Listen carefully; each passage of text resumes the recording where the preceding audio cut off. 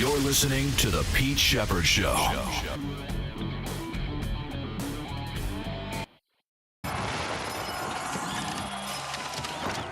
it's good to be back. Right-hander with a 2-2. And a high fly ball. That's driven deep to right center. It's back there. She is gone! Home run, Roman Anthony. Number 1. Red Sox quickly on the scoreboard. What a moment for the kid. 391 feet. He gets to Logan Gilbert and knocks it out of the ballpark.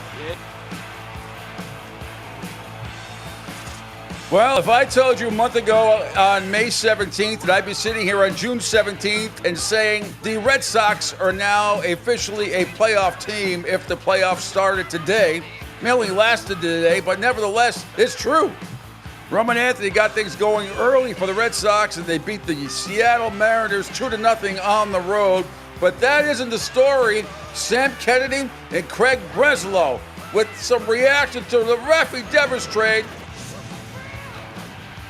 Some of you will have to hold your nose during some of the answers, whether it's a video or audio, for the amount of bullshit coming out of the front office.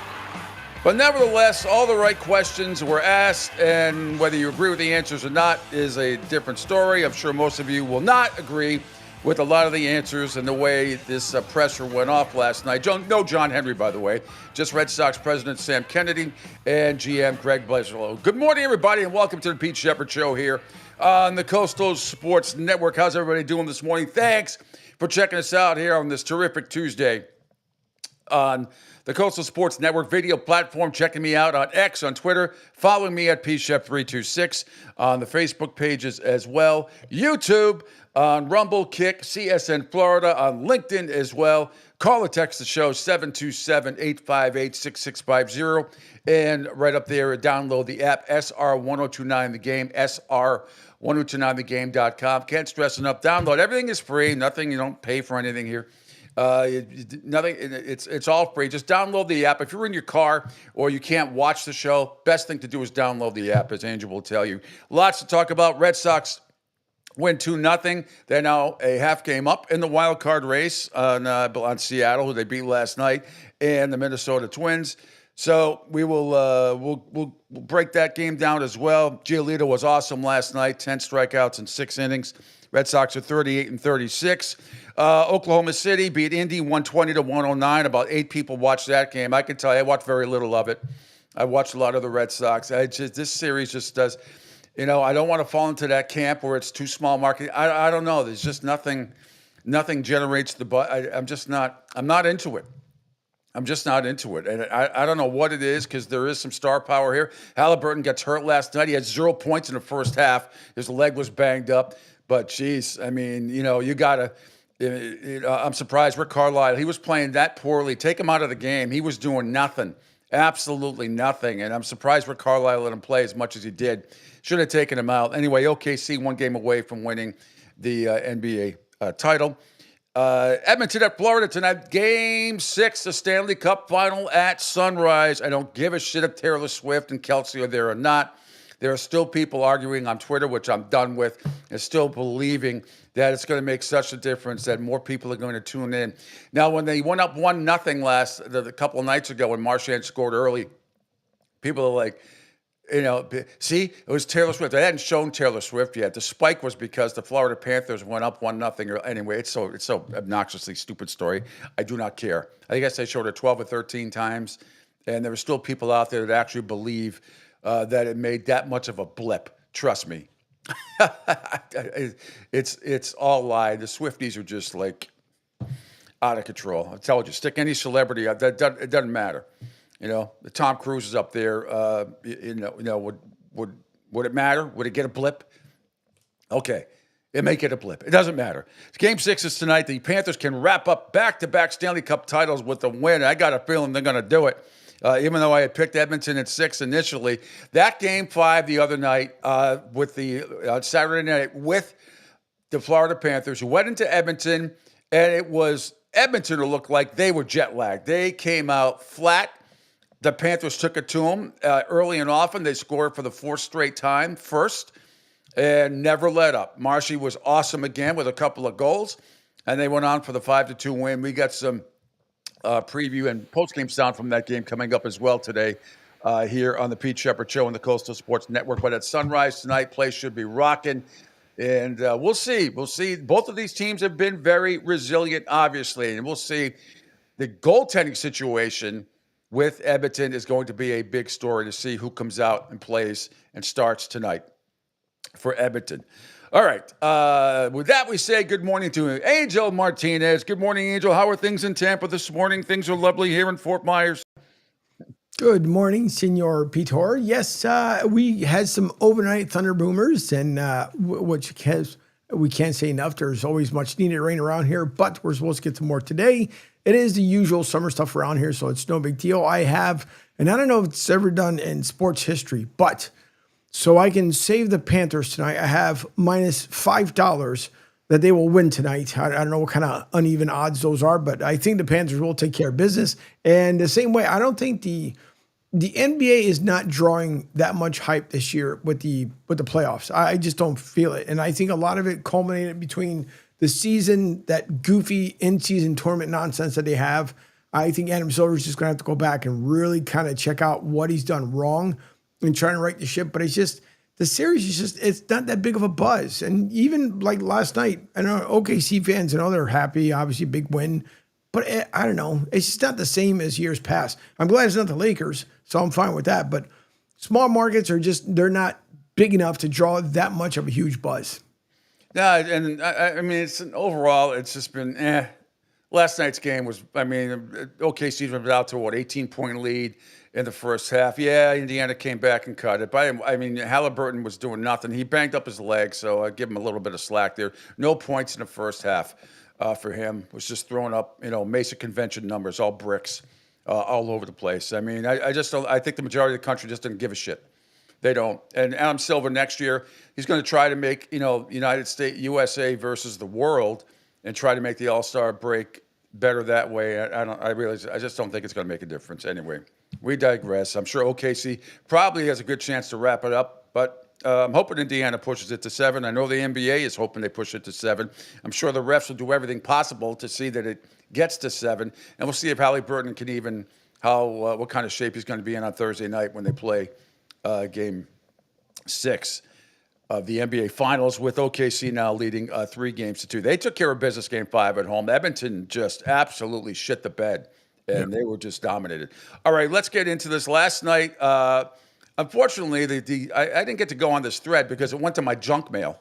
Once in a while, the Red Sox stuff that they send me goes to my junk mail instead of. I got the first one that says they're going to have a press conference at 8 o'clock and a Zoom call, and I would be invited to it, but I didn't get. But it didn't matter because I said, my buddies Sean McAdam, Jeff Passan, I think Ian Brown was on there as well. They all asked the right questions. So the answers you may not like to hear, but we're gonna get to all of them. Roman Anthony last night. First of all, the game. Roman Anthony last night hit his first major league home run, as you heard. In fact, if we can, Angel, let's just. It's going to be a lot of video play today, and a big show coming up today as well. Starting with my guest at 8 o'clock, 8:05, Jay Flannelly from Beeves World up in Ann Arbor. He will join me for his weekly visit. Dave Wedge at 8:30, New York Times best-selling author. He's written books, The Last Days of John Lennon, the book 12, which is about Tom Brady, and what's the other one? Can I read my Riding with Evil as well. And he's just come out with an unbelievable book. My favorite boxer of all time is Marvelous Marvin Hagler.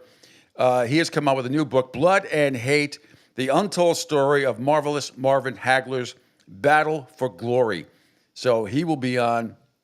A former writer for the Attleboro Sun Chronicle and also the Boston Herald. And now a lot of his stuff has been written into movies and a lot of other stuff. But Dave just wrote that unbelievable book. I read most of it the last week since he's given me a preview. It's just unbelievable. Marvin Hagler is is my favorite boxer of all time for me. At 58 years old. Yeah, Muhammad Ali. I would have picked Rocky Marciano maybe, but because I'm Italian, and only boxer ever to be undefeated. but that was a little before my time. Didn't get to see him before he tragically passed away in a plane crash. But Marvelous Marvin Hagler, I've seen almost every one of his fights, and he was the real deal. And then people don't realize he went to Italy after his boxing career was over, and he became the Sylvester Stallone / Rambo character in Italy. It's fascinating stuff from his early beginnings in New Jersey, how bad it was when he dropped out of school, and how he moved to Massachusetts when he was 15 years old and worked his way up in the boxing world. Absolutely phenomenal. Still got screwed by Sugar Ray back in the what was it, 86? That fight was unbelievable, but he won so many others. And the Sugar Ray Marvin Hagler fight, they used to show that on ESPN like once a week. You know, back in the day when there wasn't a lot of programming on ESPN, they would go and redo boxing matches all the time. That was an absolute classic. It lived up to all the hype. In the middleweight division, that's when the middleweight division was the best and better. The best in boxing. You had Hagler, you had Hearns, you had Sugar Ray, you had a lot of other, even Ray Boom Boom Mancini back in the day. Was amazing. So I can't wait to talk to Dave at 8:30, switch it up a little bit, talk about old school boxing with his book about Marvelous Marvin Hagler. Again, Blood and Hate, the untold story of Marvelous Marvin Hagler, Battle for Glory. All right, speaking of Battle for Glory, Red Sox have battled back into this thing. You're going to hear a lot. You're going to see, I got the videos broken down for you, courtesy of Ness. And I have all the press conferences. I'm not going to play them all in full. Just going to hear little nuggets here and there. But let's start with last night, Angel, if we could scroll down, and it is a little bit down to under the Red Sox. It says, someone go get that ball. Roman Anthony, here is his home run in the, that was below that. Here's his home run last night for the Red Sox. They put them up 1-0, and they went on to win 2-0. Here it is in the first inning. It's right-handed with a 2-2. And a high fly ball. That's driven deep to right center. It's back there. She is gone. Home run, Roman Anthony. Number 1. Red Sox quickly on the scoreboard. What a moment for the kid. 391 feet. He gets to Logan Gilbert and knocks it out of the ballpark. Yeah, you got a little two-seamer right here, 96 miles an hour. It's actually a really good pitch by Gilbert, up and away, just catches the corner, and Roman, he crowds the plate so he can really reach that pitch. You see how strong that kid is. Wow. My. That's right-handed. 1-0 Red Sox there in the first. They got another run against Gilbert in the third inning. Jarren Duran smacked a 2-out triple, and then he scored on a single from Abraham Toro, and that was it. That's all they needed. They only got 4 hits in the game. The Mariners only got 4 hits as well. Lucas Giolito was absolutely brilliant last night for the Red Sox. Second start in a row, 6 innings. They gave up 3 hits, struck out 10, and walked only 1. And then Wilson, Weissert, and Chapman did the rest. Red Sox win 2-0. They're 38-36. They had moved ahead of Seattle and Minnesota into the wild card race. They would be the 3rd team if the playoffs started today. They would be in the playoffs after all this freaking chaos that has gone on this year. All right, let me see. Let's see. By the way, our good friend down there in Fort Myers, Gas Pump Guy, says, good morning, fellas. Hope you guys have a good day. If you go outside today, be safe. It is going to be a hot one. The preheating stage is almost complete, and the oven is about to let loose. LOL. It's going to be burning. Oh, yeah.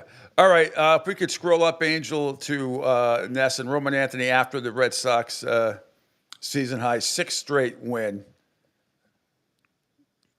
Jamari White. You see it? Well, it went too far up. Yeah, it went too far up. It's coming. It's coming. Nope. There it is right there. Yep. Here we go. Roman, interesting 24 hours to say the least, but you guys come out here able to win 6 in a row now. How would you characterize just the team's level of focus coming into tonight? It's awesome. It's a lot of fun. I mean, our pitching staff has been unbelievable.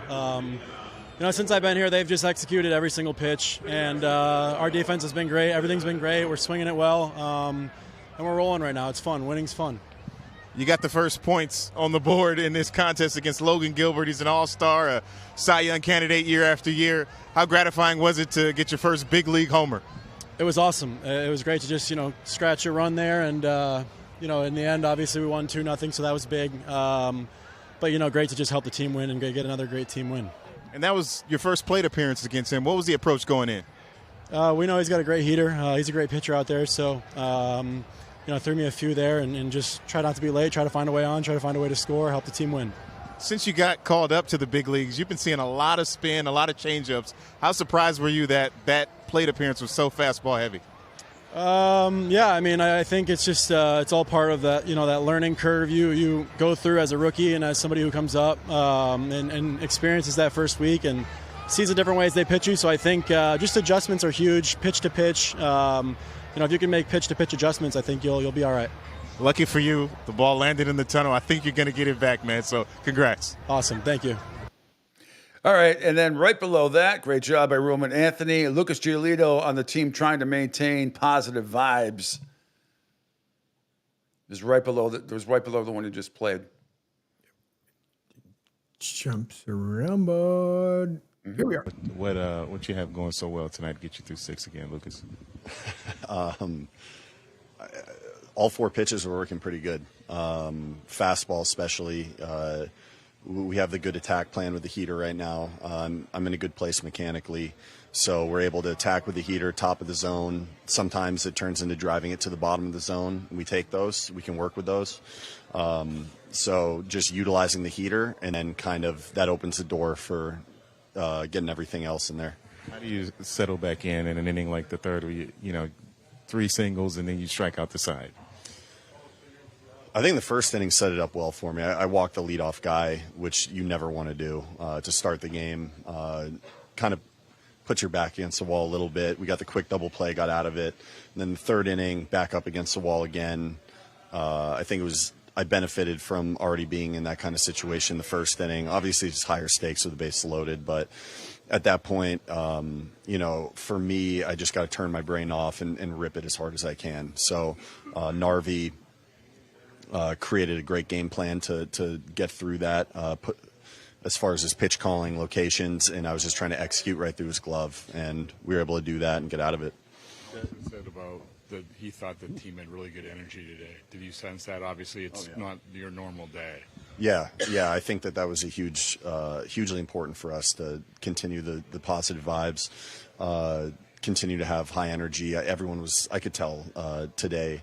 I had a feeling we were going to be in a good position to win, just because despite everything that happened, we were able to come together and maintain a very positive attitude. Everyone seemed loose and having fun before the game. So when it came time to compete, we competed. You don't know exactly how that's going to be, right? I mean, it's such a unique situation until you show up today. But like you said, it seemed to turn out pretty good for you guys. Yeah. I just said this on radio earlier, but winning solves everything. No matter what's going on the outside, no matter what people feel or what's going on, like if we win baseball games, we put ourselves in a good position to continue to win more and more. All right, that's good, Angel. That's good. That'll take care. So great job by Lucas Giolito last night. Another great, solid start. All right, now let's get into the real story. I mean, the Red Sox have won 6 in a row, 9-2 their last 11 games. They're playing their best baseball of the year, despite all the quote-unquote distraction, big one going on around them, which is trading arguably their best hitter on the team, and Rafael Devers. I still, for the life of me, and I think it's going to get answered here between Sam Kennedy and Craig Breslow, why this team did this deal now. The timing of it really is what pisses a lot of people off, including me, that it just makes you scratch your head. Why did you not wait until the trade deadline? I mean, it was really, really that horrible. It's just, I don't know. It doesn't make a lot of sense to me to deal him now. See if you like some of the answers. But first, let's get a reaction from, if we scroll down, Angel, it's just 2 under the show. This is Jaron Duran on WEI, how he found out that Rafael Devers got traded. It's just 2 down right under the show. That right there.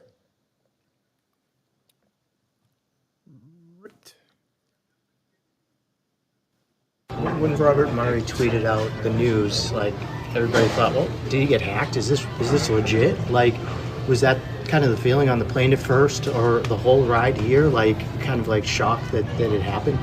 For everybody? I don't have Twitter, so I just saw him get off the plane and just kind of thought like, oh, no way. But like I said, like, it's Rafael Devers. Like, I was just shocked to see him leave the plane. But I mean, I napped most of the plane, so I didn't really have time to think about it. Me and Rob we're the best nappers on the plane, so we were right next to each other, passed out. So we didn't really have that much time to think about it. What was Alex's overall message to you guys? That he trusts everybody that we got right now. I mean, I trust everybody we have now, and we can't let one little thing deter what we got going so far. Very little. It seems like more than one little thing. It seems like it's one thing for sure, but it seems kind of like a big thing, to be honest. Right? Who's making it a big thing, though? I mean, losing a great hitter, I mean. Yeah, he's a great player, but at the end of the day, it's how many guys? 26, right? And it's just one guy. So we got 25 other guys that were pulling on the same line to win those series, not just one. So I think we got to think about it like that as a team. All right, Angel, that's one reaction. Let's see. Now we're going to get – I'm going to do this a little bit out of order. You're going to hate me for making you scroll the way I'm going to make you scroll. But if we could, let's see, keep scrolling down. Go to Nesson and said some players' reaction to the Rafael Devers trade. And I might need your help with the translation on what they're going to do a bunch of guys here. So here we go. Here's Garrett Crochet to lead it off. Right. I mean, it was a shock for sure. After what – the run that we just had this past week, after having, the day to process it, I think now we're just focused on moving forward as a group. Can pause it right here. Pause it right there, and then just rewind a little bit because I need your help. I'll let him. It's Aroldis Chapman, Red Sox closer, and Angel, you have to translate. Forward as a group. Sí, sorprendió bastante, ¿sabes? Más en estos momentos, como iba el equipo, que lleva un buen paso ahora mismo y de momento. Yeah, obviously surprised. Okay, so yeah, he was surprised of in the moment of what had happened. Sounds like from what he had quickly mentioned, it sounds like Devers was someone he got along with, and pretty much kind of a little bit of a shock to him. Surprised that that he got traded, and in the moment, like right now, that we have such a good pace, and we're starting doing the things good. But at the same time, we don't have anything. We don't have any power to make those decisions. So what we can control is to keep going out there, trying to do things right. Anytime a player of that caliber, anybody that you've played a significant amount of time with, as Rafi has with a lot of guys in this locker room, I think. It's it's a hairy deal, but that's part of the business, and there's obviously nothing we can do about it as players, and again, not kind of part of our job description. Personally, I didn't see it coming. It was just like a shock, but at the end of the day, it is baseball and a business, and they made a decision that they thought was best for us, and we just got to stick by it and move forward as a team. All right, there's some player reaction right there. If we could scroll down pregame, WEI, Alex Cora, got to scroll down a little bit, Angel, just talk to the media. This is Alex Cora last night before the game, before the Red Sox-Seattle game, talking about the situation. And I don't know, I listened to this, a lot of it earlier, and see what you think of this. Sounds a tad wishy-washy to me, but. Oh, boy.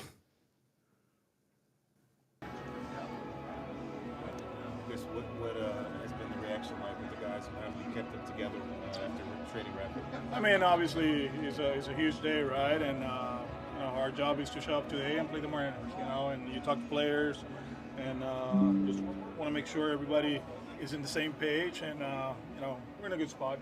Obviously, the guy means so much to that group, means so much to the organization, to the city of Boston. I'm not going to hide it, but at the same time, you got to show up. We're playing good baseball. They're one of the teams that are ahead of us, so try to win series. Were you in constant communication with the front office so that everybody said they found out on the plane, but did you kind of know after the game heading to the airport? We always had conversations, and had an idea what was going on, obviously, but at the same time, it's not 100% that it's going to happen, right? But the front office ownership and the group, they do an amazing job, keeping the lines of communication and telling me what's going on. So, yeah. After the trade happens, what was your message to the group? We got to keep going. That's the bottom line. We put ourselves in a good spot, right? We have played good baseball for an extended period of time, right? Now we have to do it without Rafi, but at the same time, we added some pieces that we do believe they're going to help us, especially obviously in the pitching department, and that's something that we've been talking about throughout the off season and early in the season. We have to pitch, and these two guys, in my opinion, they're going to impact the big league team at one point. How would you describe the mood of the players and the coaches kind of on that flight? I mean, it's a 6-hour flight. You guys just found out. Was it a weird? Yeah, in the beginning, of course, but then after that, it's business as usual. Coaches have to prepare for the series. The boys, they play cards, and obviously they had their conversations, but it's a long flight anyway. So obviously the news came up early, and then after that, I don't want to say business as usual, but it was a regular flight. But you already said it. You were part of obviously a big trade as a player, the Manny trade. When a big bat like that gets traded, for the clubhouse of the team, is he just like turn the page, or what's that feeling like? If you go back to that one, it was towards the end of the season, and when it really, this matters. Don't get me wrong, but at that point we traded Manny, and we had an off day, I think, that day, so we were able to kind of like digest it and show up the next day. Jay Bay showed up, and we kept going, right? And we were one game away from making it to the World Series, all banked up, right? So it's not the first trade that goes down, it's how this game goes, right? We can stop it after this series. One thing that we have to do, and I know it sounds harsh, we have to turn the page and be ready for Seattle.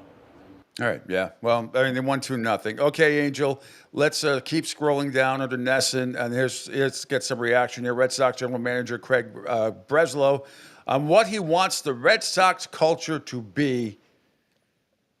You can see that. On the Red Sox? It's under Nessa, Craig Breslow on what the Red Sox culture to be. Actually, I think our buddy Greg Dickerson had a tag too. It's under Nessa. I think he went down too far. He went down way too far. Look, scroll. That's down below that. Down below that, right there. No, him. There you go. Here we go. Jeff Passan with a question. Can you guys explain what you want your identity, culture, and environment to be that it wasn't with Rafael Devers?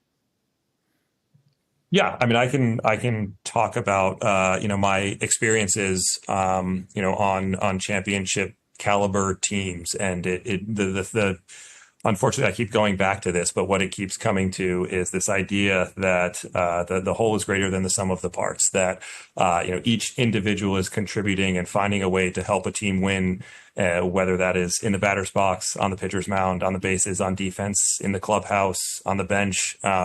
It's the willingness to step up and sacrifice at times of need, and essentially kind of do whatever is necessary to help the team win. And I think that's the identity, this relentless pursuit of winning that we're looking for. It's the identity that the World Series championship teams had in the past.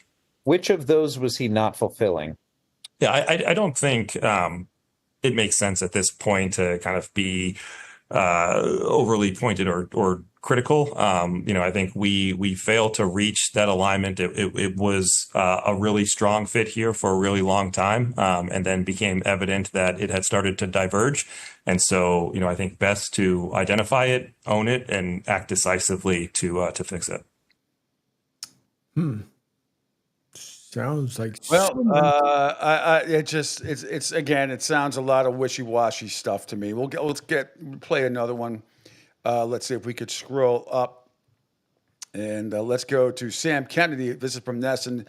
Scroll up a few. Sam Kennedy on trading Hall of Fame level players like Mookie Betts and Rafael Devers. There we go. Yes, that was the most wishy-washy answer ever. Matt McCarthy with the Sports Hub.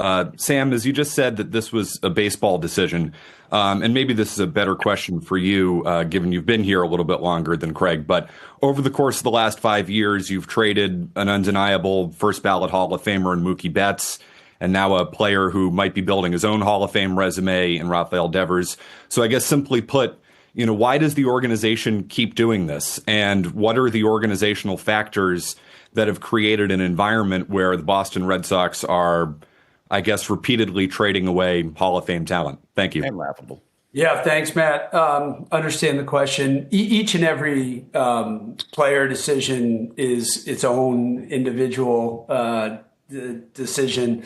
And as I said at the outset, it's really, really hard when we either can't line up with our own players who become free agents, or we don't line up on extensions. Obviously, very different circumstances.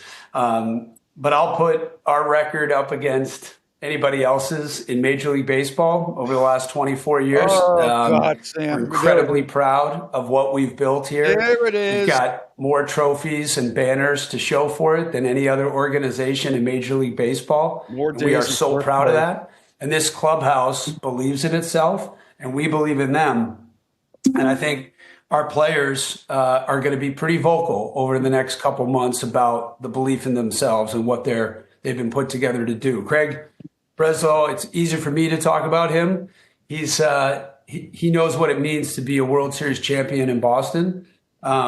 His tenure here, albeit short, has been defined by bold, decisive, aggressive moves.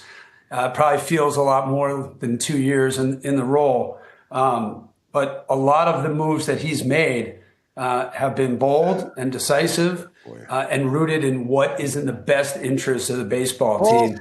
We're never going to shy away from big, bold decisions. We'll get a lot wrong, and hopefully we'll get more right than wrong. You haven't. And we'll keep adding trophies to that case and raising banners here in Fenway. You smell that coming out of your radio or television or laptop or phone.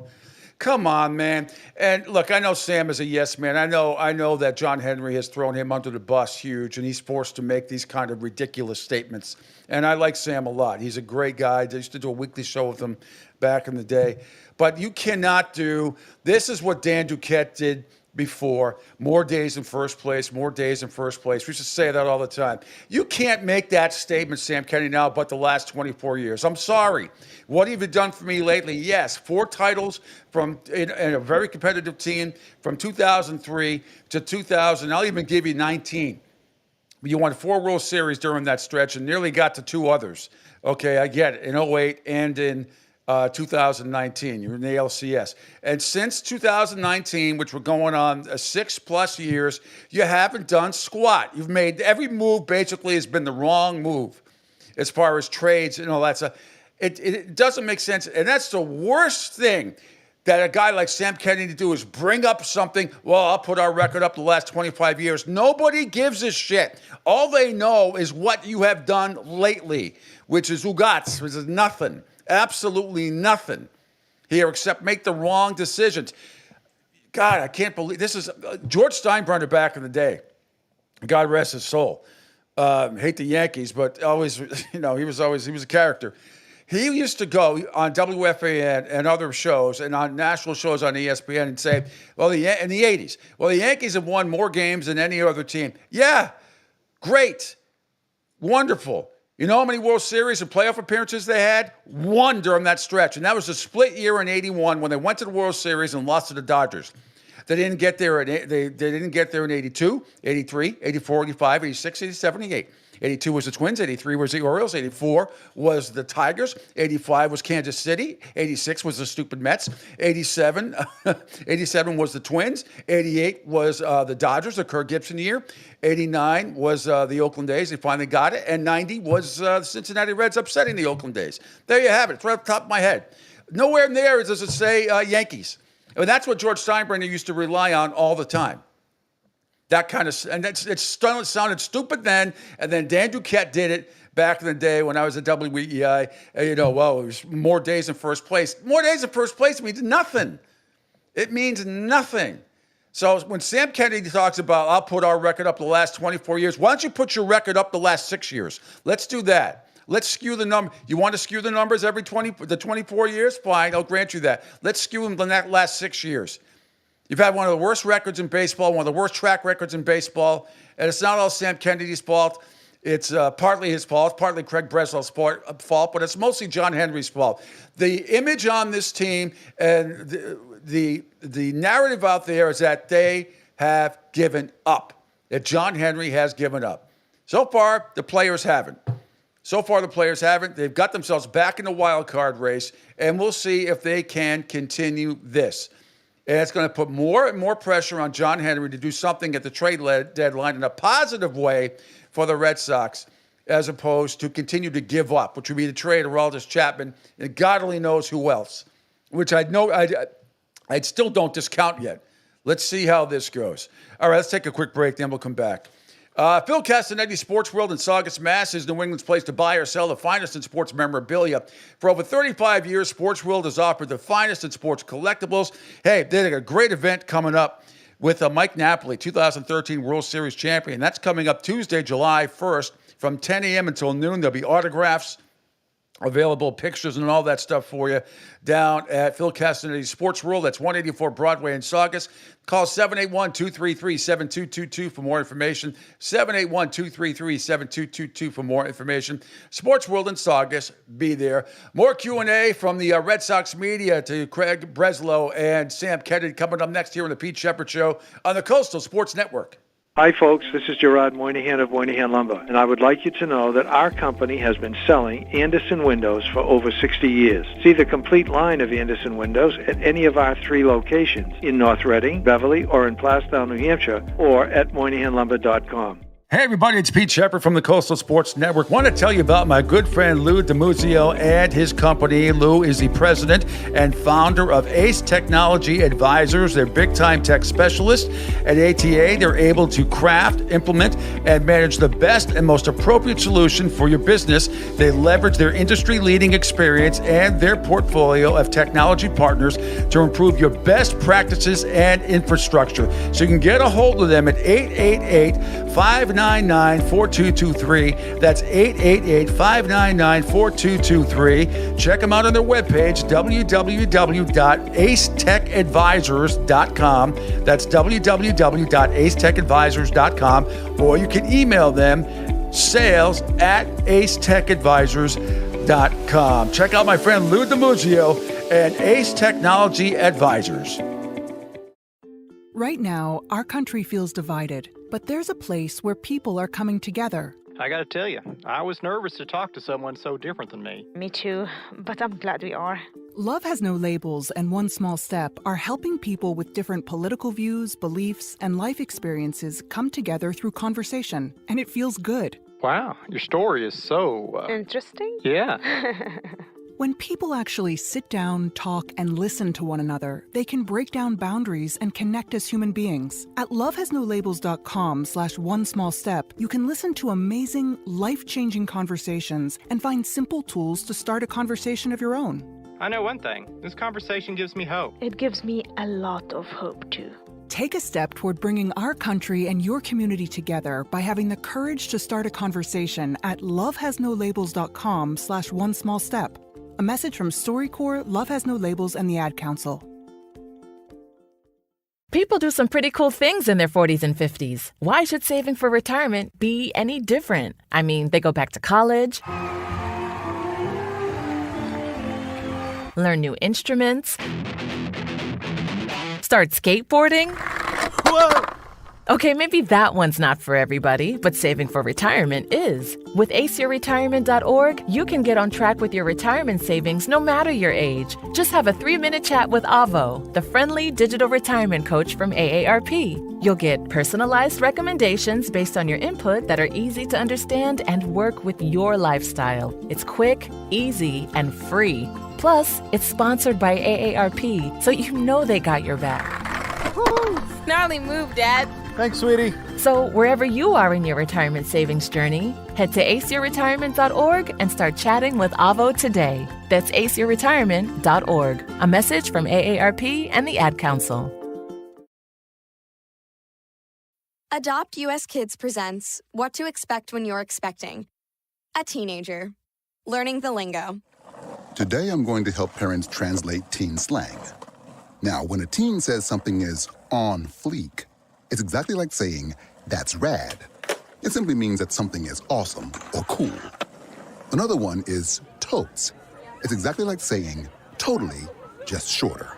As in, I totes love going to the mall with Becca. Another word you might hear is jelly. Jelly is a shorter, better way to say jealous.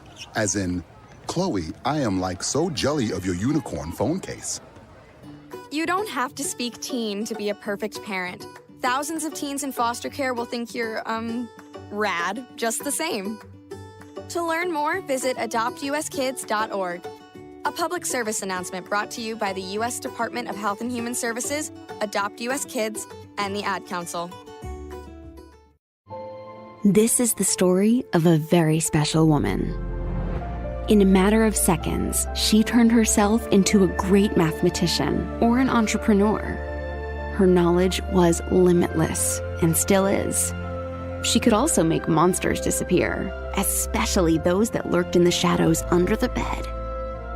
Once, this woman put back together a teenage girl's broken heart, which had been shattered in 1,000 pieces, just by giving her a bear hug. She masqueraded as a regular person at work, but as a superhero at home. Everyone knows her as Gabriella. I still call her Mom. Your hero needs you now, and AARP is here to help. Find the care guides you need to help, complete with tips and resources at aarp.org/caregiving. A public service announcement brought to you by AARP and the Ad Council. The Pete Sheppard Show. It's fun for the whole family, if it's dysfunctional. Thanks, Matt. Understand the question. Each and every player decision is its own individual decision. And as I said at the outset, it's really, really hard when we either can't line up with our own players who become free agents or we don't line up on extensions. Obviously, very different circumstances. But I'll put our record up against anybody else's in Major League Baseball over the last 24 years. Wrong answer, Sam. Wrong answer. That is such a lightning rod type answer. He is going to catch so much shit for that today. I guarantee you, across WEEI and the Sports Hub in Boston. And he should. You cannot do that. I mean, that may work, and it may work for Marlin fans. It may work for Pirate fans. It may work for a lot of other franchises. That shit is not going to go fly in Boston. It just is not. Absolutely horseshit answer by Sam Kennedy. And just in case you didn't, here it is again. Or we don't line up on extensions. Obviously, very different circumstances. But I'll put our record up against anybody else's in Major League Baseball over the last 24 years. We're incredibly proud of what we've built here. We've got more trophies and banners to show for it than any other organization in Major League Baseball. We are so proud of that. No. And this clubhouse believes in itself, and we believe in it. I'll stop you right there. I mean, that is such a major issue. You could say, can you imagine that? Go tell Philly fans, if the Eagles went 1-17 this year, Angel, 1-16, Eagle fans, obviously that's not going to happen. But you know what I'm saying? You can't. It's great what happened with the Patriots the last 20-something years. Yeah, but the last 3 have been a disaster. It looks like finally they're getting back on track. You can't. If Mike Vrabel ever or even Robert Kraft now knows better than to come out and say not to bring up the past. The past is the past.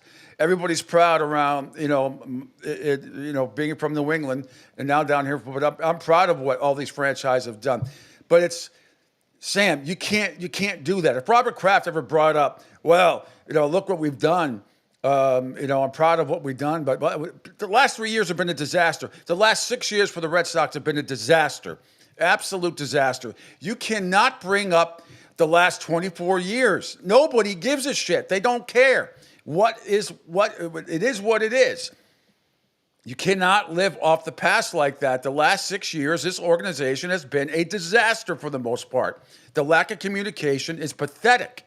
They are running this organization, John Henry, who won't talk to the media because he's a chicken shit, jackass, won't talk to the media, and he is running this team like it's some mid-market team. It's embarrassing, absolutely embarrassing. All right, let's scroll up. One from that, Angel. In essence, Sam Kennedy clarifies his comments on Devers potentially taking the field. From the one we played with Sam Kennedy earlier. And it's one up from that. Sam Kennedy clarifies his comments on Devers taking the field. Here we go. Yep.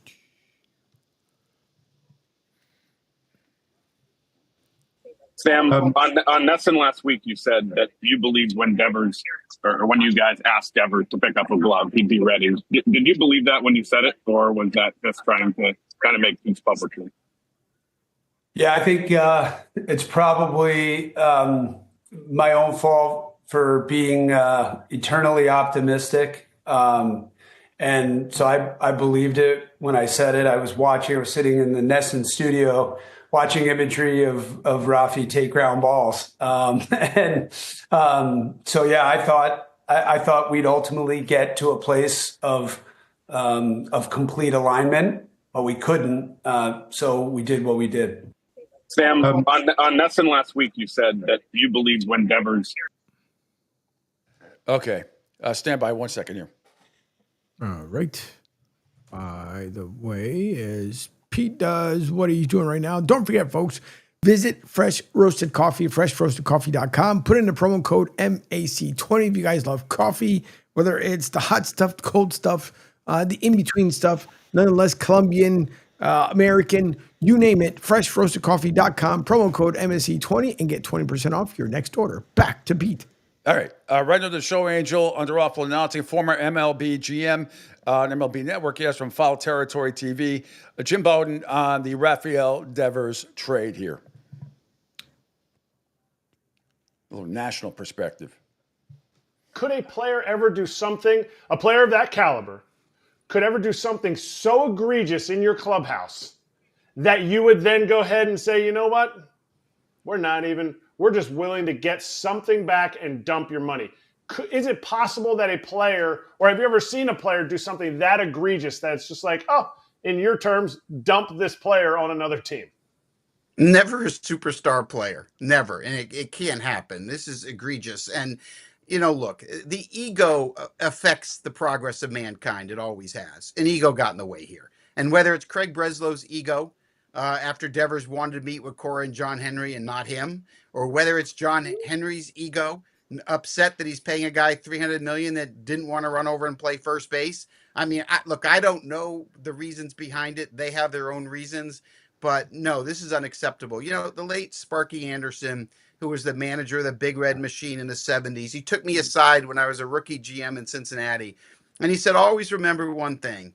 The game is about the players. The game is about the superstar players, and work with them. They will help you win games. And I always did that in my career, and I understood it and I respected it. And I had to make tough decisions, right? Like I had to move Alfonso Soriano from second base to left field, and he didn't want to do it. He talked to me for 3 months, and he ended up hitting 40 homers and stealing 40 bases that year. And I had to move Tony Fernandez from shortstop to third base, and he wouldn't talk to me. And he moped around me because I had Barry Larkin at short. I couldn't put him there. But you know what? It didn't matter what he felt about me. I don't care. I don't care how he felt about the owner. You know what I cared about? I cared about what Barry Larkin thought about him. That's what was important to me. I cared about Ryan Zimmerman, how he felt about Soriano. Like, that's what mattered to me. And if those players are going to win, the players love Rafael Devers. He's their best player.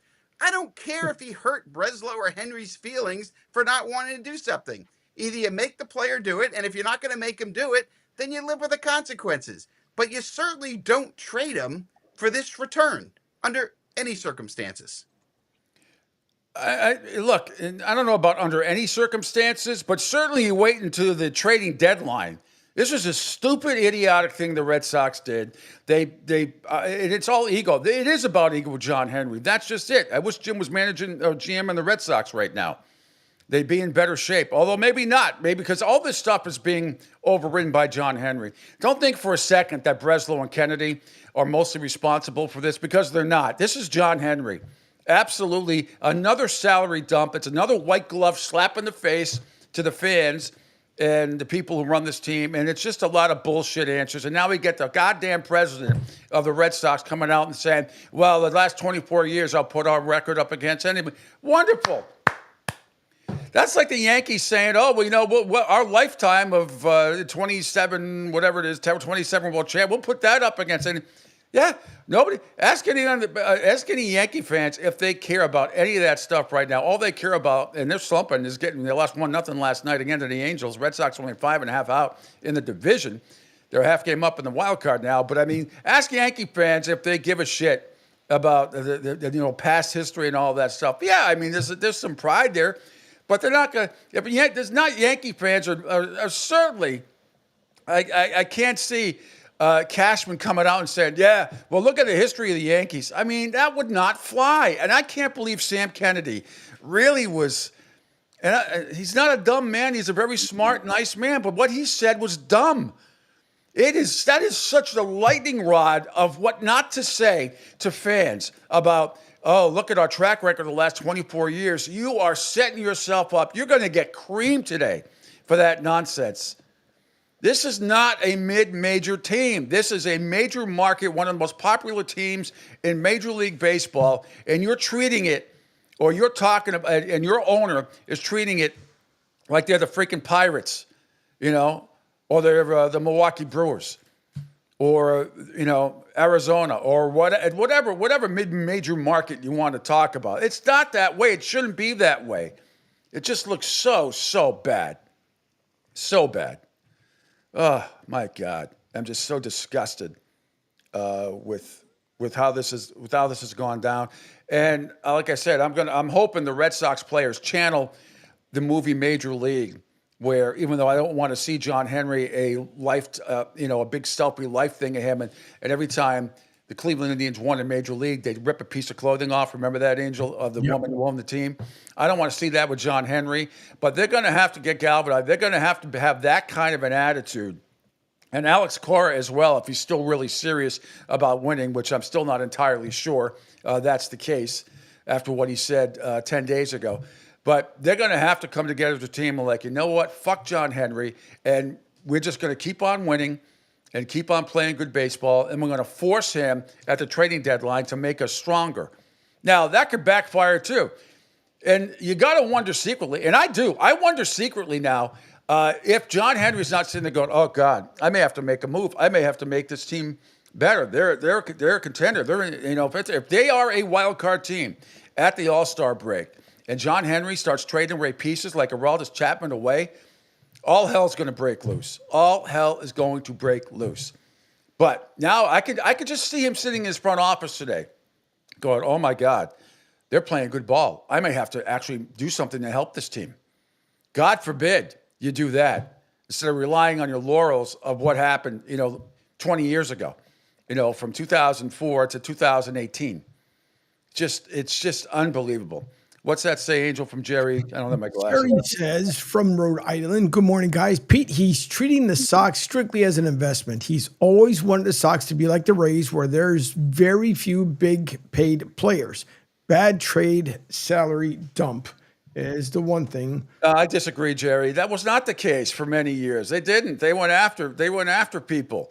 And they got people, and they were competitive every year from 2003 up until 2019. They were basically competitive every single year. Except a couple of the John Farrell year that they finished last place, but then he won a World Series, and the Bobby Valentine year in 2012 when they finished in last place. Other than those 2 years, they have been competitive, and they have gone after, and they have spent money. They had one of the highest payrolls in the game, and now it's changed. The philosophy of the team. Now I agree with you what you said. The last 6 years, yeah, they're treating it as an investment, and that's the thing. And Bill Spiros brings it up all the time. And these fans, they don't treat it as they treat it like they're going to a museum. It doesn't matter. A lot of these fans who are still going to go, especially now, we'll see after this road trip and see how they do. But at least initially, fans will keep coming to Fenway Park. But if they start to decline again, you're going to see less. The only people that are going to go are the tourists that want to go to Fenway because it's their one day and they want to go to a game. And I hope that doesn't end up being the case, but I won't be surprised if it is. I'm not entirely convinced that this team is going to stay where they are. I'm very happy they've won 6 in a row, season high 6 in a row. Glad they've won 9 of 11. But what Sam Kennedy just said should scare the bejesus out of everybody as far as comparing this team where it is now and you throw in the past at 20 to 24 years ago. You can't do that. And you're going to hear Dan Duquette, more days in first place, more days in first place. People are going to bring up the George Steinbrenner story about the Yankees winning more games in the 80s, but never winning a pennant, never even getting to the playoffs after 81, until the mid-90s. No. I mean, it just doesn't make a whole lot of sense to me. And they're not going to pull the wool over the Red Sox fans' eyes. This is not going to fly. None of this shit is going to fly. And they're going to take a beating today if they haven't already. They're going to take a beating today. And you can talk about all you want about the Rapid Devers trade. You can't wait till the trading deadline at least. I understand people's frustrations. I was frustrated too, and I get it. And I'm not saying they got a bag of balls back for him. It was an okay deal, but they might have been able to do better if they were really content on trading him. Why do you do this move now? It wasn't that horrible. I'm sorry. I know you don't. I know you want to set an example for the kids. But look, if he's going to mope around and hit 290 and hit a bunch of home runs and get a bunch of RBIs, he may strike out a lot more than you think. But it's worth it to keep him around, at least until the All-Star break. You just traded your most productive player the last several years. And now you're talking about resting on the past. It just, I don't get it. I really don't get it. Go ahead. You guys thought I was kidding around last week when I had mentioned I had spoken to Alex Cora and I said for him to keep on winning. Now, he's won his last 6 of the last 15 games since I spoke to him. So Red Sox fans, you're welcome. Anytime you guys want me to talk to Cora, I'll talk to him again. But no, you're right, Peter, a lot of points when it comes to Devers.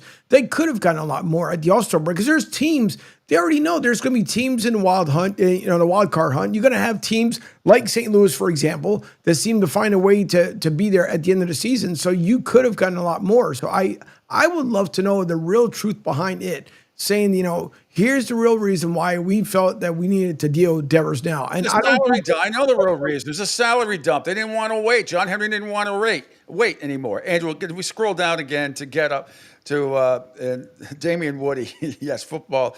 Though went to Boston College. He had a great take on this as well from Get Up yesterday. Damian Woody on the Red Sox and being treated like the Tampa Bay Rays, which is dead on balls accurate, Damian. Absolutely. There Yep. we go. Got a text from D. Wood last night saying, Negrini, damn it, I need to weigh in on the Devers trade. Go.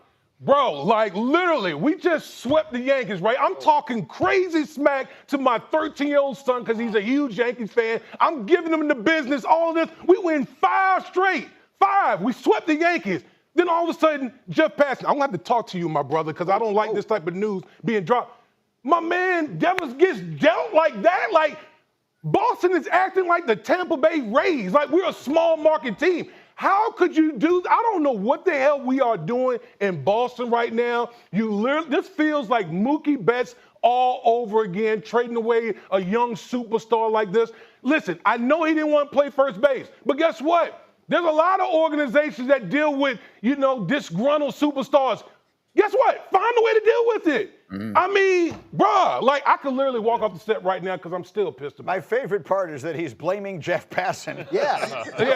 It's a little scary, actually. That damn Jeff Passan goes and reports. All right, Angel, if you can refresh my Twitter page and one more here. This is Tom Carroll. Julie McWilliams tweeted this out. Asked Sam Kennedy why the situation with Devers didn't work out.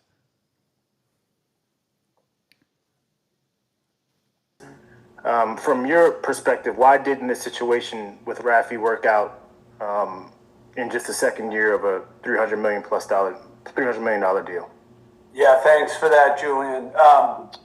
In the end, I think it's pretty clear that we couldn't find alignment with Rafi. Is the truth. We all worked at it over the last several months, going back to the off season, starting with Alex Cora and Craig and the staff, and then up to me and all the way up to John Henry.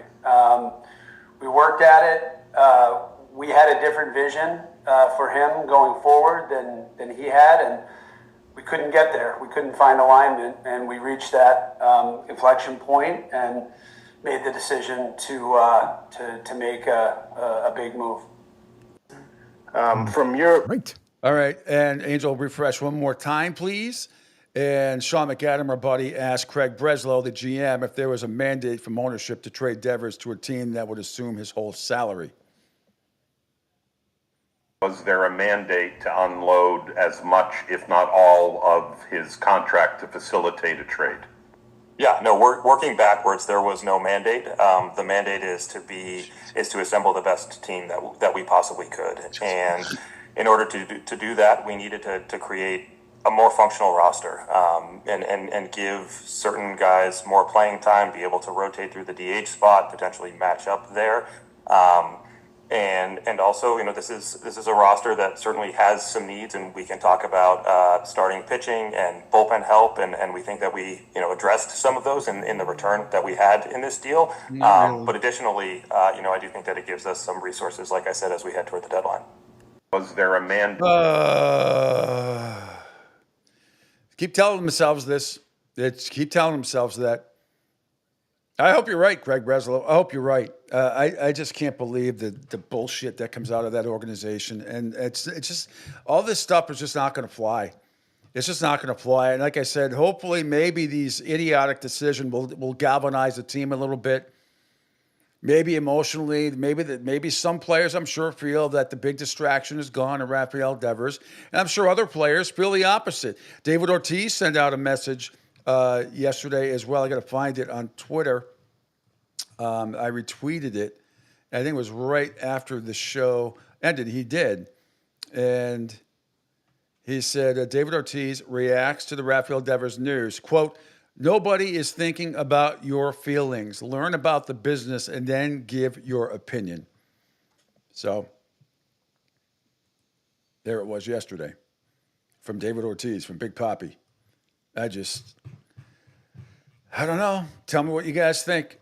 727-858-6650. Are you buying into any of this crap from the Red Sox? I can't get past.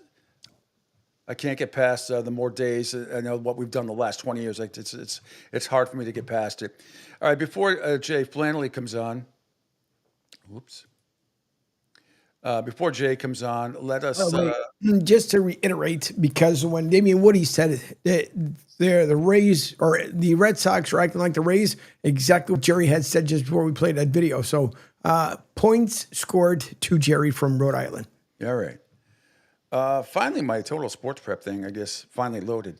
Just weird. Just kind of appeared here for the Reds for here on the show. Let me see. So all right. So Jake Blaney going to join us in just a couple of minutes, and just to do another quick MLB rundown from last night. I mean, Oklahoma City beat Indiana 120-109. Does anybody really give a shit? I just don't care. I mean, Rick Carlisle on the officiating so far in these finals. Let's see what you had to say about that. As far as officiating, I think it's awful what some of the things I've seen about the officiating, and Scott Foster in particular. I've known Scott Foster for 30 years. Mm-hmm. He's a great official. He's done a great job in these playoffs. We've had him a lot of times. And the ridiculous scrutiny that's being thrown out there is terrible and unfair and unjust and stupid. Yeah, well,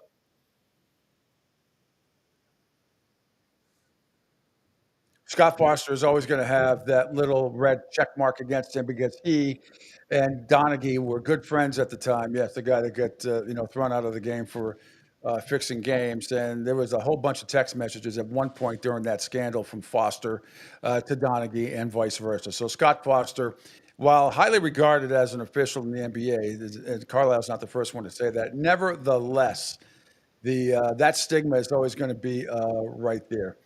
All right. Meanwhile, just like that, we welcome our first guest this morning, Jay Flannelly from Beeves World up in Ann Arbor today. How are you doing, Jay? Good morning. What's up? Well, I like you go right from stigma to me. So there you go. So that's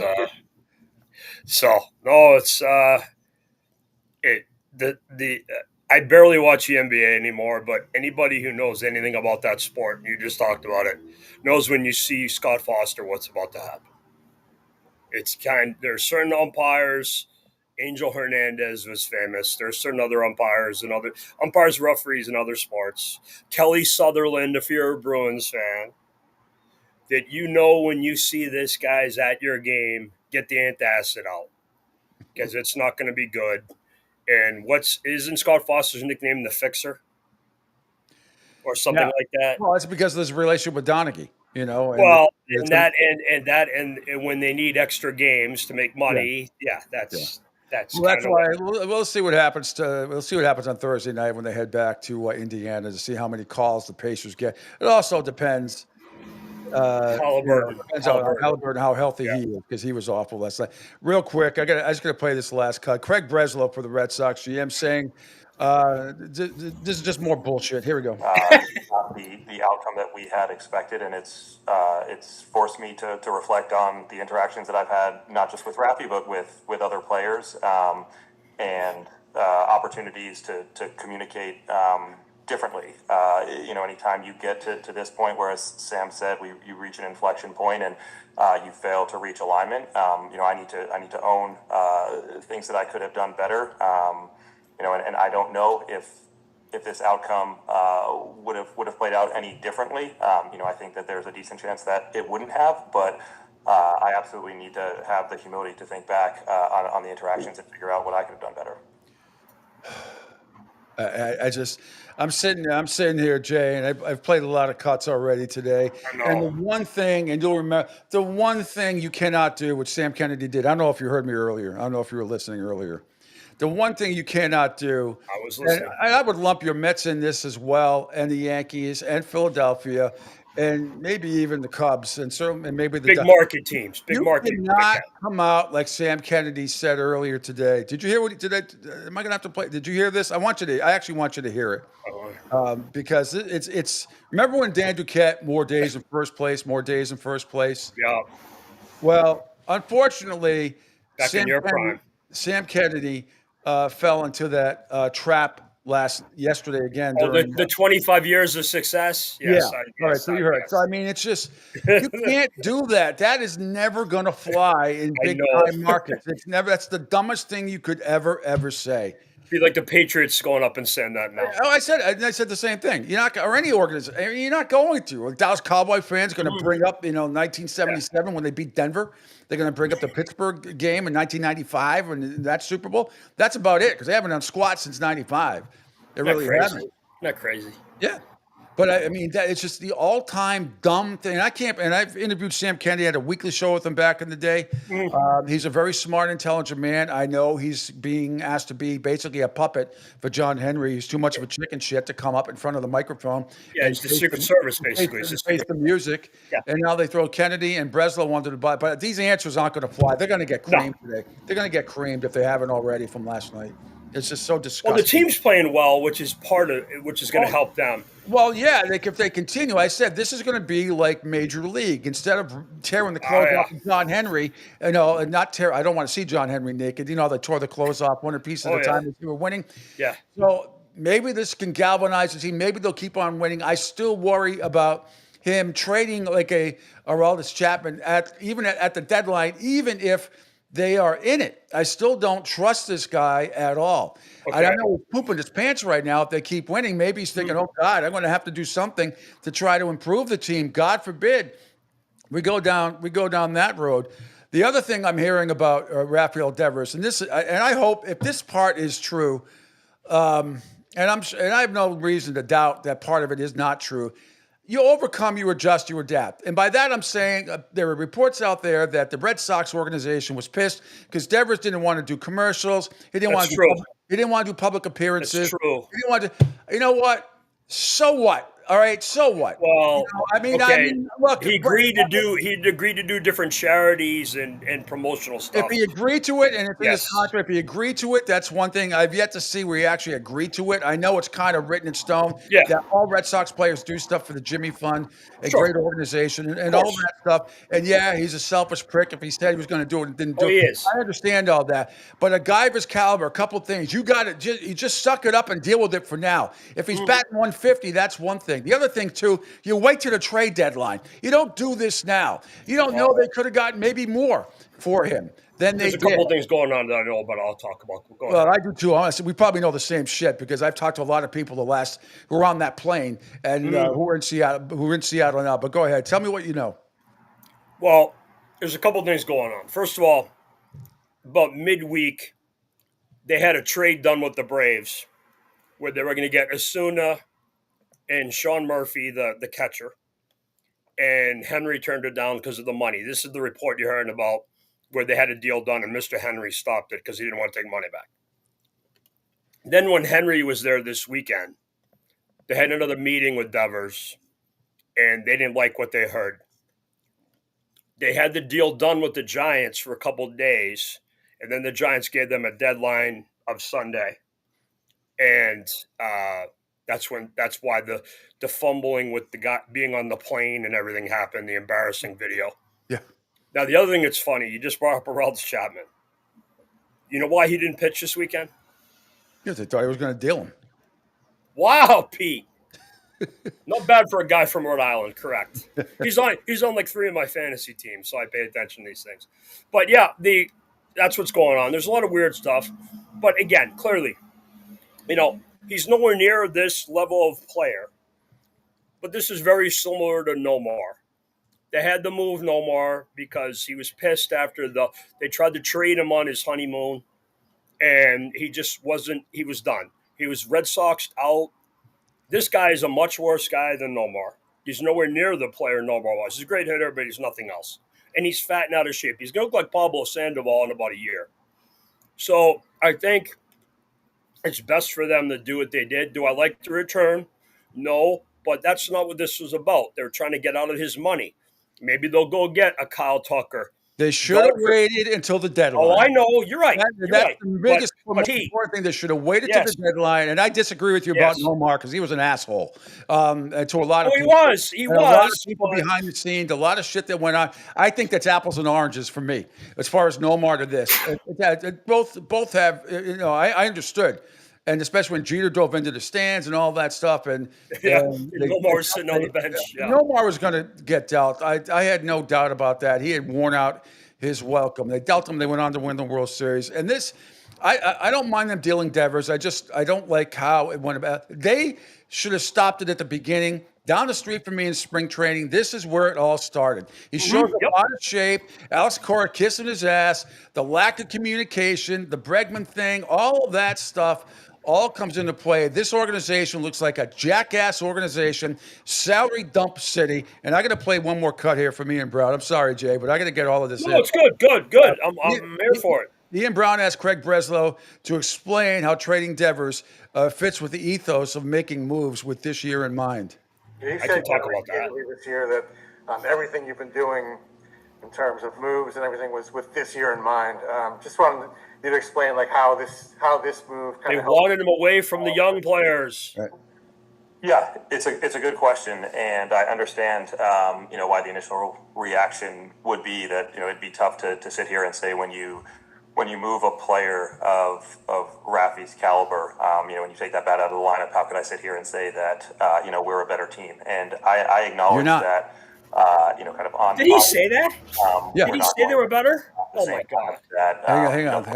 When you take that bat out of the lineup, how could I sit here and say that we're a better team? And I acknowledge that kind of on paper, we're not going to have the same lineup that that we did. But this isn't about the game that is played on paper. This is about the game that's played on the field, and ultimately about winning the most games that we can. And in order to do that, trying to put together the most functional and complete team that we can. And so, I think when you consider the flexibility, the ability to give some of the young players some run, the opportunity to maybe repackage some of the resources and fill some voids in the roster as early as approaching this year's deadline, and being really intentional about the environment that we create for these young players to thrive in, then I do think that there is a real chance that at the end of the season we're looking back and we've won more games than we otherwise would have. You better pray. You better pray. But I mean, the Red Sox are not a better team right now without Devers. They're not. What he can't, Pete. What he can't say, and I agree with everything you're saying, and killing these idiots. But what he can't say, and it's very obvious. Besides saving the money, that they didn't want this jackass around the young players. Well, I get all that, but it's not but they've been playing their best baseball since then. So, I mean, suck it up for a little longer till you get to the trade deadline. I'm sorry. There's a lot of Pete, in all of sports, there's jackasses all over the place. Oh, yeah. You don't have to take a salary dump right now because it's such a fucking bad look, and the excuses. And I know John Henry's got the puppet thing going with Breslow and Sam Kennedy. Does anybody feel confident? And then you got Alex Cora, who sounds like Charlie Brown. Should be fired. Like Mike McClane. Should be fired, but they're not going to because. I think they can now because they saved so much money on Devers. Well, yeah. And they actually, I think they could use the PR. Firing him and bringing in Veritek or Chad Tracy. Veritek will never be. I can tell you this: 100% guarantee. Veritek will never manage this team. He doesn't want to. Who's the guy? Who's the guy, Pete? Who is the guy who like a month ago when Cora's gone, he managed to get him a Hispanic guy? Yeah, the bench coach. I forget his name. Yeah, he's 2-0. He's 2-0 this year. I mean, there's an interest. They're not going to fire him now. Chad Tracy. Jay, they're not going to fire him now. They won 6 in a row and 9 out of 11. And today, if the playoffs started today, they would be in the playoffs. They're a half game ahead. I'll say this in the wild card race. I'll say this: the perfect guy for them managing this group would be Buck Showalter, because you need an adult type of guy, babysitter type guy. He did a great job with my Mets, and he's won in teams that haven't won lately, like Baltimore, Texas. He's a really good. He's a real, and he loves. He played in the Cape Cod League. He's a Cape Cod guy. Yep. By the way, best amateur league of any sport in the country. Thank you. Period. Good point. A couple of my guys, Michigan guys and Clemson guys, are there now. Clemson starting first baseman's there. Colin Priest. Yep. No, but I think this is the problem with these idiots talking. Pete, you and I know what they want to say, but they won't say it, and then they say nonsense. And it's a bad situation. But, one of the crazier things, we were just talking about Nomar. I just off the top of my head last night, because I loved the Red Sox till about 1980. Listen to these list of guys that have left the Red Sox and were pissed when they left. Okay, this is crazy. Louis Tiant, Bill Lee, Carlton Fisk, Fred Lynn, Rick Burleson, Roger Clemens, Wade Boggs, Nomar, Manny, Mookie Betts, Xander Bogaerts. Forgot Mo Vaughn. He wasn't happy when they traded him to the Angels either. Well, how can I forget Mo Vaughn? Good call, Pete. After Duquette said he would never let what happened to Mo, like what happened to Roger, the way that all went down. It was all ego bullshit. The worst ones, the Fisk and the Lynn ones were the worst, especially because of the free agent contract stuff. Just idiotic stuff, and allegedly it didn't get all that nonsense. Yeah, crazy. Haywood wanted his son to play, so he screwed up Carlton Fisk's contract. Do you remember when that Mark Sullivan and Gary Allenson replaced? Want to hear my great Mark Sullivan story? Oh, I'm sure you do. What did you strike him out 3 times? Nope. Four times. Nope. 1986 year they go. They're on the roll. They're late in the season, and they're on a big time run for the postseason. Yankees, I think they were. I remember they had a 9-game lead, and it got down to 3 at one point, but they never got past that. But this is when it was like either a 3 or 4-game lead, and they're playing the Minnesota Twins at Fenway, and I believe it's 6-6 in a late September game or mid-September game. It was very important, and the Red Sox blew a lead. They're up 6-2. Minnesota tied it in the 8th and 9th, 6-6. The bases loaded, 2 outs, and the only one left that they had to is Mark Sullivan. Mark Sullivan. Oh, I know this. I remember this. Yes, go. And he got hit by a pitch for the game-winning RBI. It was fantastic. That's the only thing. I remember he hit a solo shot once too, but that's the best thing that Sullivan did that year was get hit by that pitch against the Twins in a mid-September, late September game that put the Red Sox. They won a walk-off hit by. They never even used the term walk-off then. The game-winning hit by pitch was crazy. I have a great obscure Red Sox catcher story for you. Okay. So I'm summer playground in like 1984, 85-ish maybe. I'm with all my Andover buddies. We're in right field bleachers, right by the Ted Williams red seat. Uh-huh. And Gary Allenson's coming up. And we all started booing you suck, Fisk is better. And literally he hits the ball about 2 feet in front of us in the bleachers in right field. It was hilarious. This guy, like Jose Canseco, Mo Vaughn, Manny Ramirez, David Ortiz, ball here, and this schlup hit a ball literally 2 feet. Literally, we were like, "You suck, Gary," and then the ball lands like literally 2 feet in front of us. It's pretty funny. My buddy Jack is a state trooper in New Hampshire. Remember that? We were making fun of him because everybody loved Carlton Fisk, local guy. Oh, yeah, I mean, and obviously murdered the Red Sox the rest of his career. The Bob Stanley in the first Starting game. with opening day. Remember opening day when he had Bob Stanley in the first game with Hawk Harrelson doing the White Sox game. And he was not good. I mean, it used to be Dick Stockton. Oh, you must have had, okay, without going too much into depth, Pete, you got to have some Hawk stories. Because when he would come back. You know, I only met him once. I got to talk to him once briefly. But, yeah, when he came back. But, you know, he basically. He was buddies with Glenn. He was buddies with Glenn and all the media guys. I mean, but Glenn knew him obviously longer than me. I grew up watching him on TV with Dick Stockton and Ken Harrelson. That was like, they were staple on Channel 38 back. They were fantastic. But as soon as Fisk got traded, he was out. He loved Fisk. He followed Fisk to the White. He basically he just went to Chicago and said, he got a deal. That's part of, and he's been there ever since. Isn't that crazy? He's a little ridiculous now, over the top, or was anyway.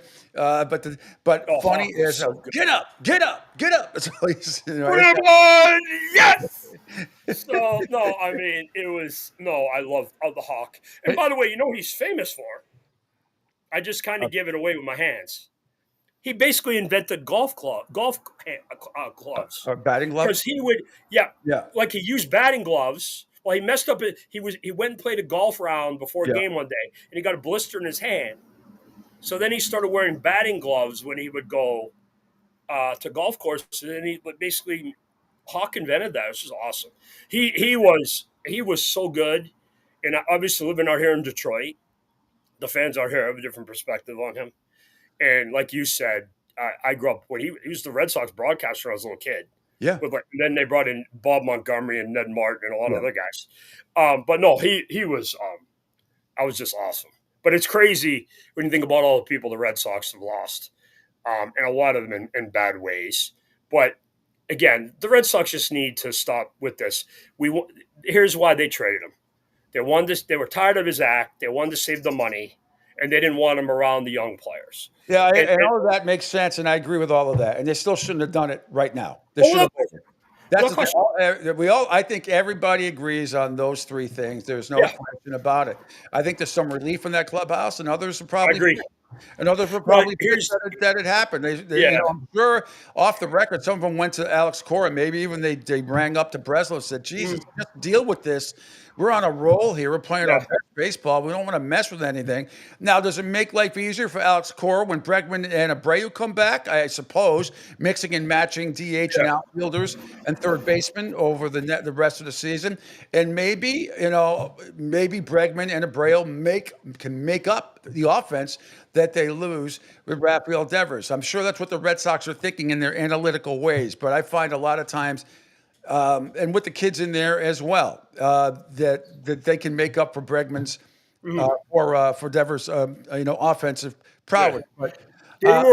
But they had are been not a shopping better Durant. team. They are not a better team right now than they were 2 days ago. That is a fact. No, they've been shopping Durant. So I wonder if now they're going to keep Durant. Well, look, the only team I've heard shopping, which was the Padres, which was a ridiculous, and Lou Maloney talked about it. He said that was never going to happen. And the Padres got nothing to give up. I mean, they're not going to give Durant. I don't think they're going to give Durant away for a bag of balls. So I don't, I worry about I worry about Chapman. You're not getting enough. You're just going to lose in the playoffs anyway. Well, I mean, if there was the only thing I have left on my bucket list, I have 2 things in sports. One is, and they're both baseball related, because I've been lucky enough to see everything. This better not be what I think you're going to say. Well, no, I'd love to see a Red Sox-Mets World Series rematch again. And the only thing, the real thing only left on my bucket list is a Red Sox-Cubs World Series. It almost happened once or twice, maybe, outside of 1914. But I mean, that's the only really thing left on my bucket list is Red Sox. I put Red Sox Cubs up there for a World Series. I thought you were going to say the Mets never win the World Series again. No, I'm not going to say. No, they no. And by the way, here's an idea for you. With the Devers money, you're going to hear about Kyle Tucker. How about Pete Alonso? He fits a bigger need. They're not going to, because you can't count on Cassius. No, and they're not going to get in with Boris. Yeah. But no, I mean, by the way, Kyle Tucker is a Casey Close client, so you can get him if you want Kyle Tucker. Yeah, my team's going to have to get in bed with Boris and get a bunch of STDs, and I hate Scott Boris. I mean, it's the easiest thing in the world that Pete Alonso should be a career Met. And this, Steve Cohen will pay him. I don't know what Boris, I swear to God, I have a feeling Boris is going to send Alonso to like southern Saskatchewan. That's where he's going to be playing next year. If he's making a $600 million contract, and that's where he'll play. Wow. It's a little different. It was a little different with the Soto thing, because that was what Cohen was going to pay him. Yeah. Nobody else was going to even be near that. And that's different than Pete Alonso has a limited market because he's a DH first baseman. Yep. That's just the reality of the game and the way it is. He's not Ohtani. He's not Soto. He's not one of these other guys. And that's one of the things about Soto I mentioned to one of my buddies last night. I didn't realize how good he is at other parts of the game. I thought he was just like Manny Ramirez. Yeah. And he's not. He does a lot of other things. Well, Manny actually might be a little bit better hitter than Soto. But yeah. Yeah. Okay. I was going to say, I have Dave Wedge coming on, who is just written the best-selling author from the New York Times best-selling author. I was going to talk about this. I love Marvin Hagler. One quick question before he comes on. He's going to promote his book, Blood and Hate, The Untold Story of Marvelous Marvin Hagler's Battle for Glory. Hagler is my favorite boxer of all time. Me too. I got to see Rocky Marciano. He would have been my favorite, but Hagler, they would be 1-1A. Not Muhammad. I mean, I'm not dissing any other boxer, but Marvelous Marvin was my favorite. Loved him.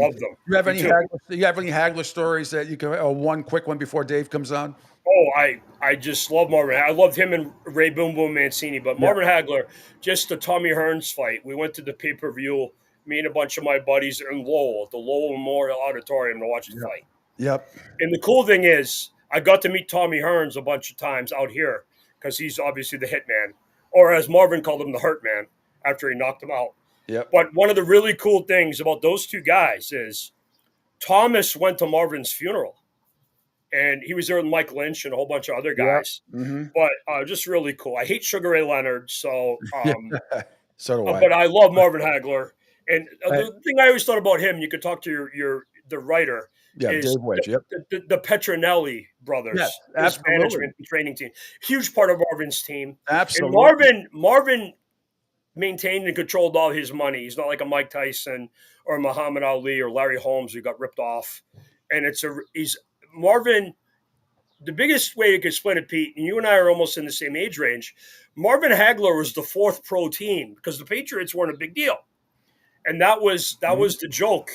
You know, people like John Dennis, who you used to work with, Mike Lynch, Bob Lobel, they would cover his fights because he was such a big deal. You had the Red Sox, Celtics, and Bruins, and Patriots weren't a big deal. I know people can't understand Not this. only was a big deal, he was a champion. Yes. And that last the Hearns fight you're talking about, that one. Best fight I've ever I'll seen. never forget it because I'm watching it from my house on pay-per-view. Yeah. And and I'm in Narragansett, Rhode Island at the time. The cable company was based in Woonsocket, Rhode Island. Some jackass, stupid, idiotic intern set the timer wrong, and the fight went long, and it got cut off. The last round and a half got cut off. I never got to see it live because of what happened. So they gave us 2-week cable for free.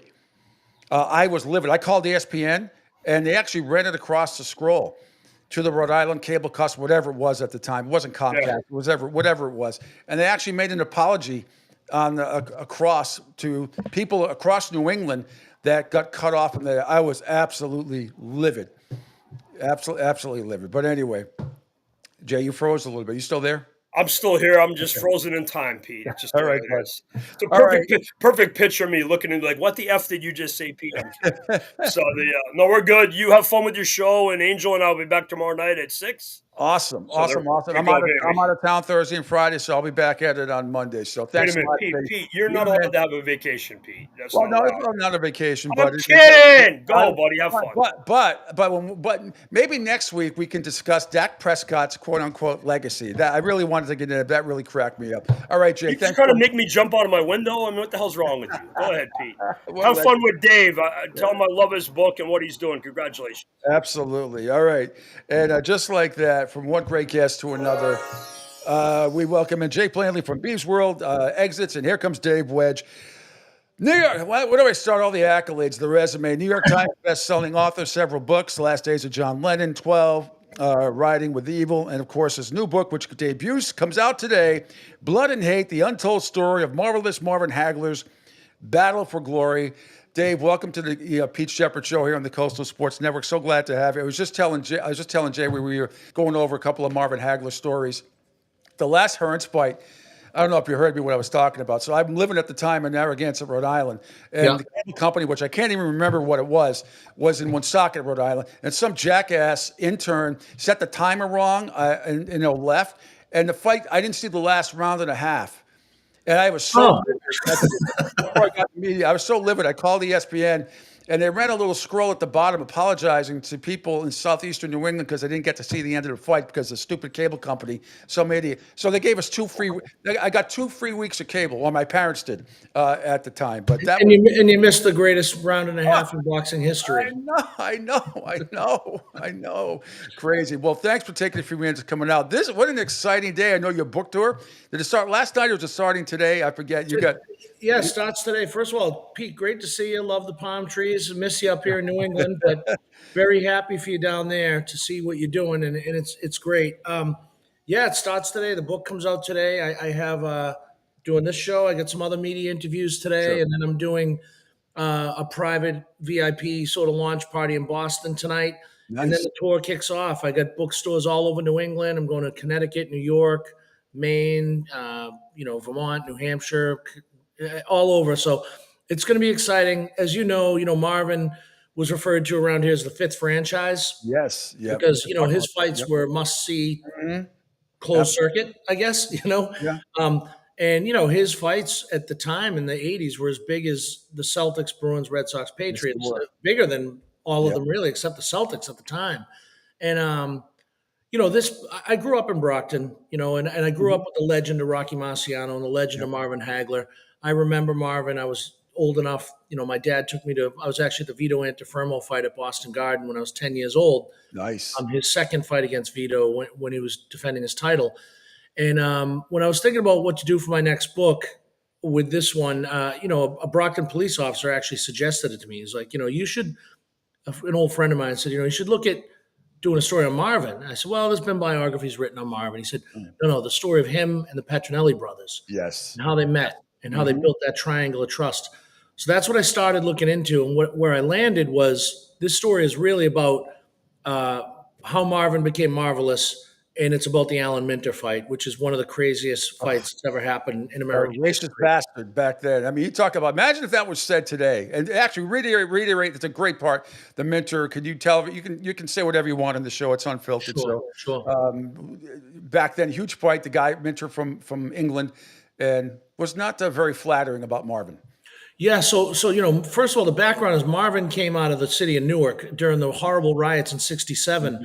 No dad, bullets flying through the house. The mother didn't know what to do, so she moved him up to Massachusetts, and they landed in Brockton. He works the Petronellis, goes on, fights the corruption in the boxing industry, Don King, rigged rankings, all that stuff. Guy gets no love. He doesn't. It took him a long time to really trust white people because of how he grew up. He grew up in an all-black community where the only white people he knew were authority figures that weren't very nice to the black people in that era. So Marvin, had a big distrust of the white system. Boxing is a white system. It certainly was back then. Understandably so. And when this fight, he finally gets his title shot, it's against a white British fighter named Alan Minter, and the fight's in England, in London. And right before the fight, Alan Minter, who was backed by a white power group actually called the National Front. Amazingly, I'm not making this up, Pete. No, not at all. It's incredible how I this didn't know unfolded. that. That's the part of the book I loved. When I stuff like that. I knew Minter was a bit of a racist. I was a racist, but the background of him continued. That is, it's fascinating to me. Yeah, it's fast. And again, I wouldn't.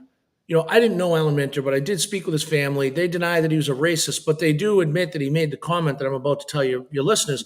But he was certainly supported by this white power group called the National Front, which basically was terrorizing immigrants and blacks in England at the time.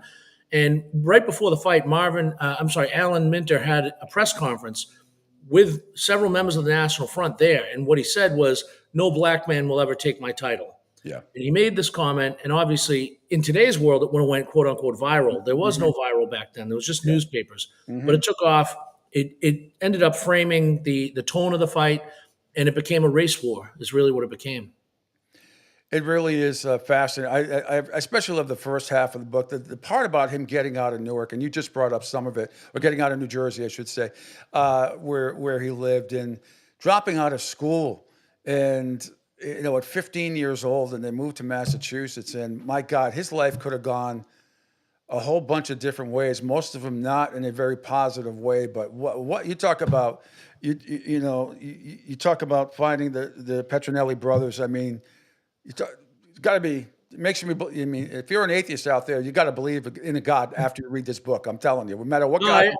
I appreciate that, Pete, and I really think this story is really the soul of Brockton, which it's my love letter to Brockton, where I grew up. Yep. It's a proud city. It's a tough city. A lot of people can't explain why. You can't put your finger on it, but all you really have to do, honestly, and this is no bullshit, is you got to look at Rocky Marciano and you look at Marvin Hagler, and these two guys grew up both very poor.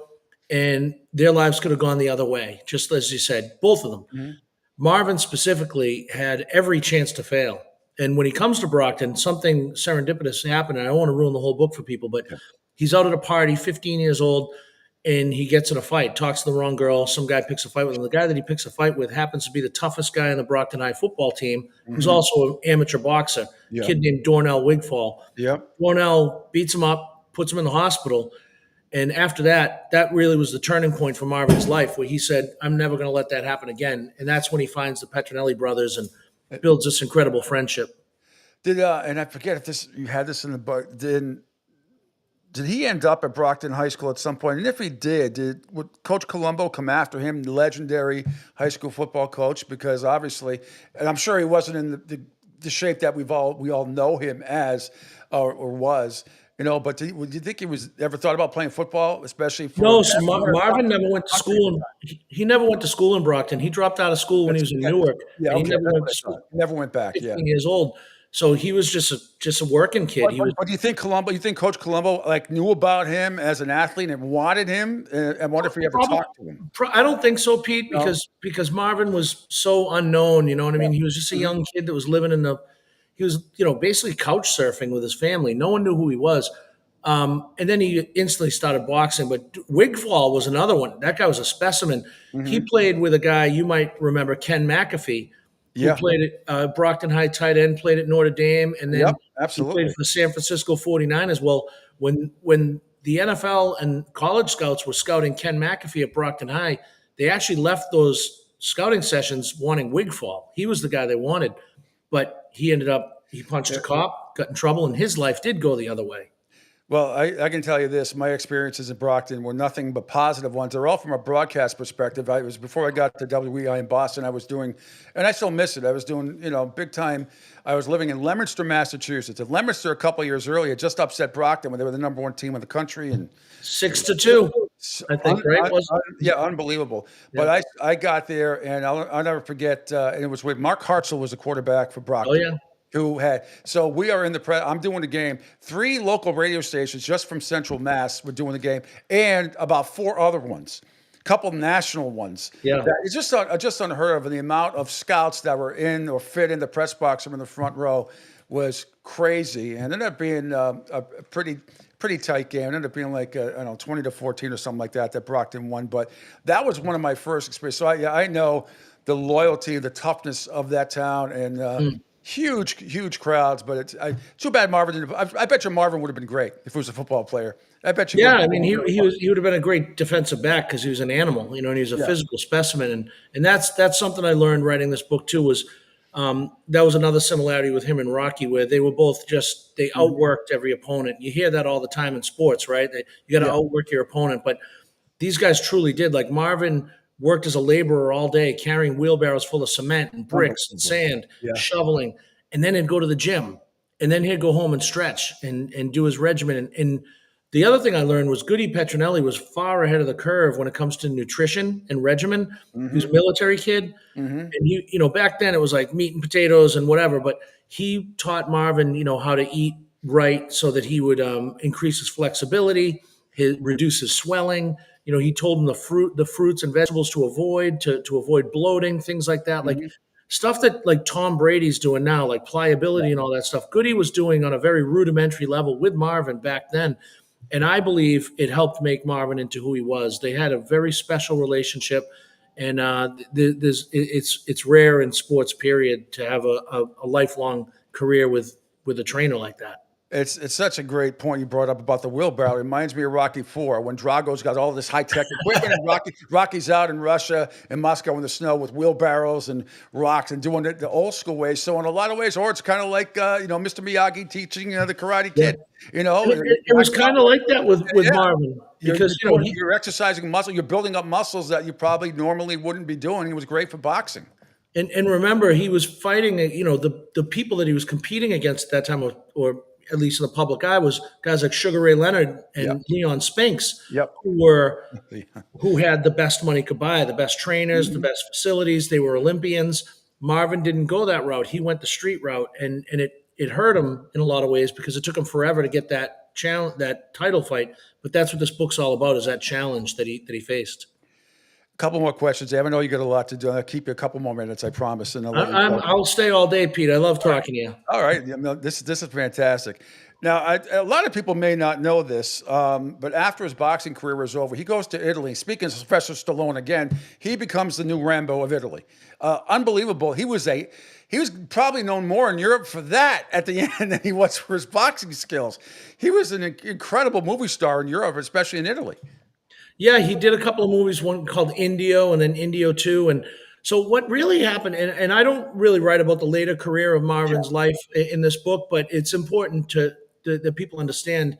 And this is really his origin story. And I'm excited for the people in Italy, actually, to get this translated, the people in Italy to learn who Marvin was and where he came from, because they just know him as a movie star, like you said. But it's funny, another parallel with him and Rocky.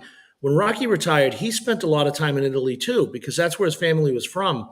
And there's all these incredible old news stories from Rocky when he was over there, hanging out with like Gary Cooper and all these starlets, Hollywood's elite, and he was a huge star. When Marvin, after he lost the Leonard fight, he retired, went into semi-seclusion pretty much, and moved to Italy, became a huge celebrity over there, like you said.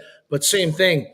he was recognized over there for who he was. He stood out. He was, he was a superstar over there, but he didn't have to deal with the American media and all the questions dogging him about that fight. And that's really why he went to Italy. And he built a new life there. He met a woman, married a phenomenal second wife, Kay, and they had he had a wonderful second act, and he really enjoyed the end of his life. Ended too quickly, of course, but he did have a good life. But I just miss that golden age of boxing where the middleweight division me too. was better than the heavyweight division. I mean, it wasn't even close. I mean, Hearns, Hagler, Spinks, Sugar Ray, Boom Boom Mancini, all that stuff, and I got back. Then I miss it. It's hard for me to get back. I mean, I think there's so many belts now. There's so many. I'm not an MMA guy. I'm just not. Me neither. It doesn't do it for me at all. It really doesn't. There's very few boxing matches out there now that I get excited about, and it's maybe a couple of the last 5 years. It's such a shame. But back in the day, and then Vinny Paz, when right before I got to the media and moved to Massachusetts.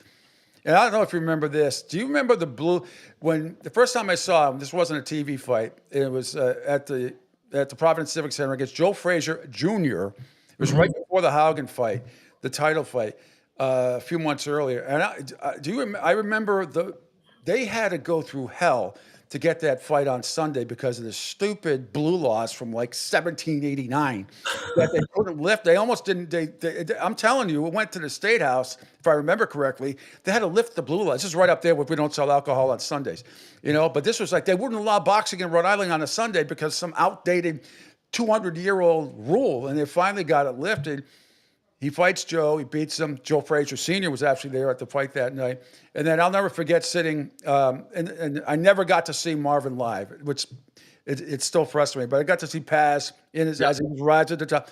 And the Haugen fight, the first one, and my uncle got us great seats. We were right behind Marv Albert. And I just remember Marv saying, the lights went down and the Rocky theme came up, and he's like, something awesome is about to happen. And they had two really good fights back there. With each one. Anyway, but getting back to Paz was a warrior, and that's the movie Bleed for This. I don't know if you saw that. I have. I've seen it. Yep. He had they left out a lot of stuff. Yeah. And as you do with a movie, but and we're trying to make one with this. We can get to that if you want. But I definitely want to talk about that right now. This has got to be either Netflix, Hulu, Amazon, something, or if not in the theaters itself. And I'd be happy to take a part in it in some way, shape, or form. We'll need an announcer. I'd love to do that. I could do Let's Get Ready to Rumble as good as absolutely. We're excited. So I'm working with Sam Rockwell on this. I think you probably know Sam is Academy Award winner and just had a great cameo in White Lotus that everyone's talking about, went viral. But Sam's a big boxing fan. And he loves the story. He's interested in the relationship with Goody and Pat and Marvin. So he's optioned the rights to this story, and we're working together trying to get it made. So I'm hoping to bring this story to the big screen. But today I'm focused on the book. Book's out today, and I think whether you like boxing or not, this is just a great American story. It's a story of history. It's a story of perseverance, loyalty, friendship, all those things that we all love in a great story. And Marvin's a very great character in that, he's mysterious, right? There's not a lot that people knew about him. And I kind of reveal that sheen a little bit and show how he became the figure that he became. And I'm super proud of it. In his prime, my God, he looked like an original Avenger. You could have put him in any Marvel movie. And when he was in, prime shape, did that guy even have an ounce of body fat on him? He just look at the cover of the book. I know. I have it on my chiseled out of stone. Chiseled, exactly. If ever you saw the word chiseled and then a picture next to that in the dictionary, it would be Hagler. So, one of the guys I was interviewing for the book was Bob Arum, and Bob Arum said that there's many things that he loved Marvin. Marvin was one of his favorite fighters of all time, but there was a couple things he loved about him. One was the loyalty he had to the Petronellis, where Marvin was offered a huge fight against Leonard and before they made the match. Yeah. And Marvin was offered, hey, we'll cut the fee to the Petronellis and we'll give you more. And Marvin hit the roof. He lost it, wouldn't take it. The other thing that Bob told me about Marvin was his chin. He had a chin So you say chiseled out of stone, that included his head. I mean, the guy, you couldn't hurt him. Look at those fights. Look at those wars he had with John Mugabe and Mike. There's a guy named Mike Colbert, a little known fight. Mike Colbert was Kevin Finnegan. The Mugabe fight. I remember that was what all these guys. And how about the first round of the Hearns fight back? The Hearns fight. He should, that was his best. That was the best first round of boxing in the history of boxing. Hearns broke his hand on Marvin's head. Yeah, broke his hand. So those are the things that you can't teach. But you would never see that today. Those guys just came out swatting. I mean, right? It was like out of a Rocky movie. It was a war. Came out, boom, boom, boom, boom, boom, and wow, that was really something. So back to the movie real quick. How about and I'm not saying this because he played Apollo Creed's son, but how about Michael Jordan being the star for Marvin? We obviously these are the conversations we're having. Michael B. Jordan's an amazing talent. Whether or not he wants to do another boxing movie, and the other thing is this is young Marvin. So this Marvin's got to be 22 years old, 21 years old, And I compare it a lot to, I don't know if you watched Winning Time, the Lakers series. I did. On HBO. Phenomenal. John C. Reilly. Yes. But the kid who played Magic Johnson was an unknown. And the kid was great. He was really, really good. So, maybe we find someone like that, some young up-and-comer that's ready to knock it out of the park. Was he as good as Lawrence Fishburne playing Doc Rivers and the other one about the Clippers? I love John C. Reilly as Jerry Buss, though. Oh my God, he was classic. I love him anyway. He's a great actor. Yeah, great actor. Oh my God. So again, let's plug away here before I have to take a break. But Dave, this has been. I mean, I could do this all day. Yeah. But now let me ask you before I let you go. As far as the sport, are you still a fan of the sport? Do you watch any boxing matches? Is it something that you feel like you have to watch, or are you like me? I'm a little disappointed because there's 8,000 belts now, aren't there? The fight game has changed a lot. MMA has sucked up a lot of the oxygen, and I'm with you. I'm not a big fan of the MMA stuff, but I do still go to live boxing matches when I can. There's actually a great fighter that's rising up right now out of Brockton, a kid named Kevin Walsh, and he's fighting all over New England right now. I went and saw him fight down at Twin River in Rhode Island recently, and he's a hell of a fighter. And I was in Vegas doing the work for this book, actually, when I met with Bob Arum, and I went to the Friday night fights on ESPN one night, and they were great fights, So I try to watch fights when I can.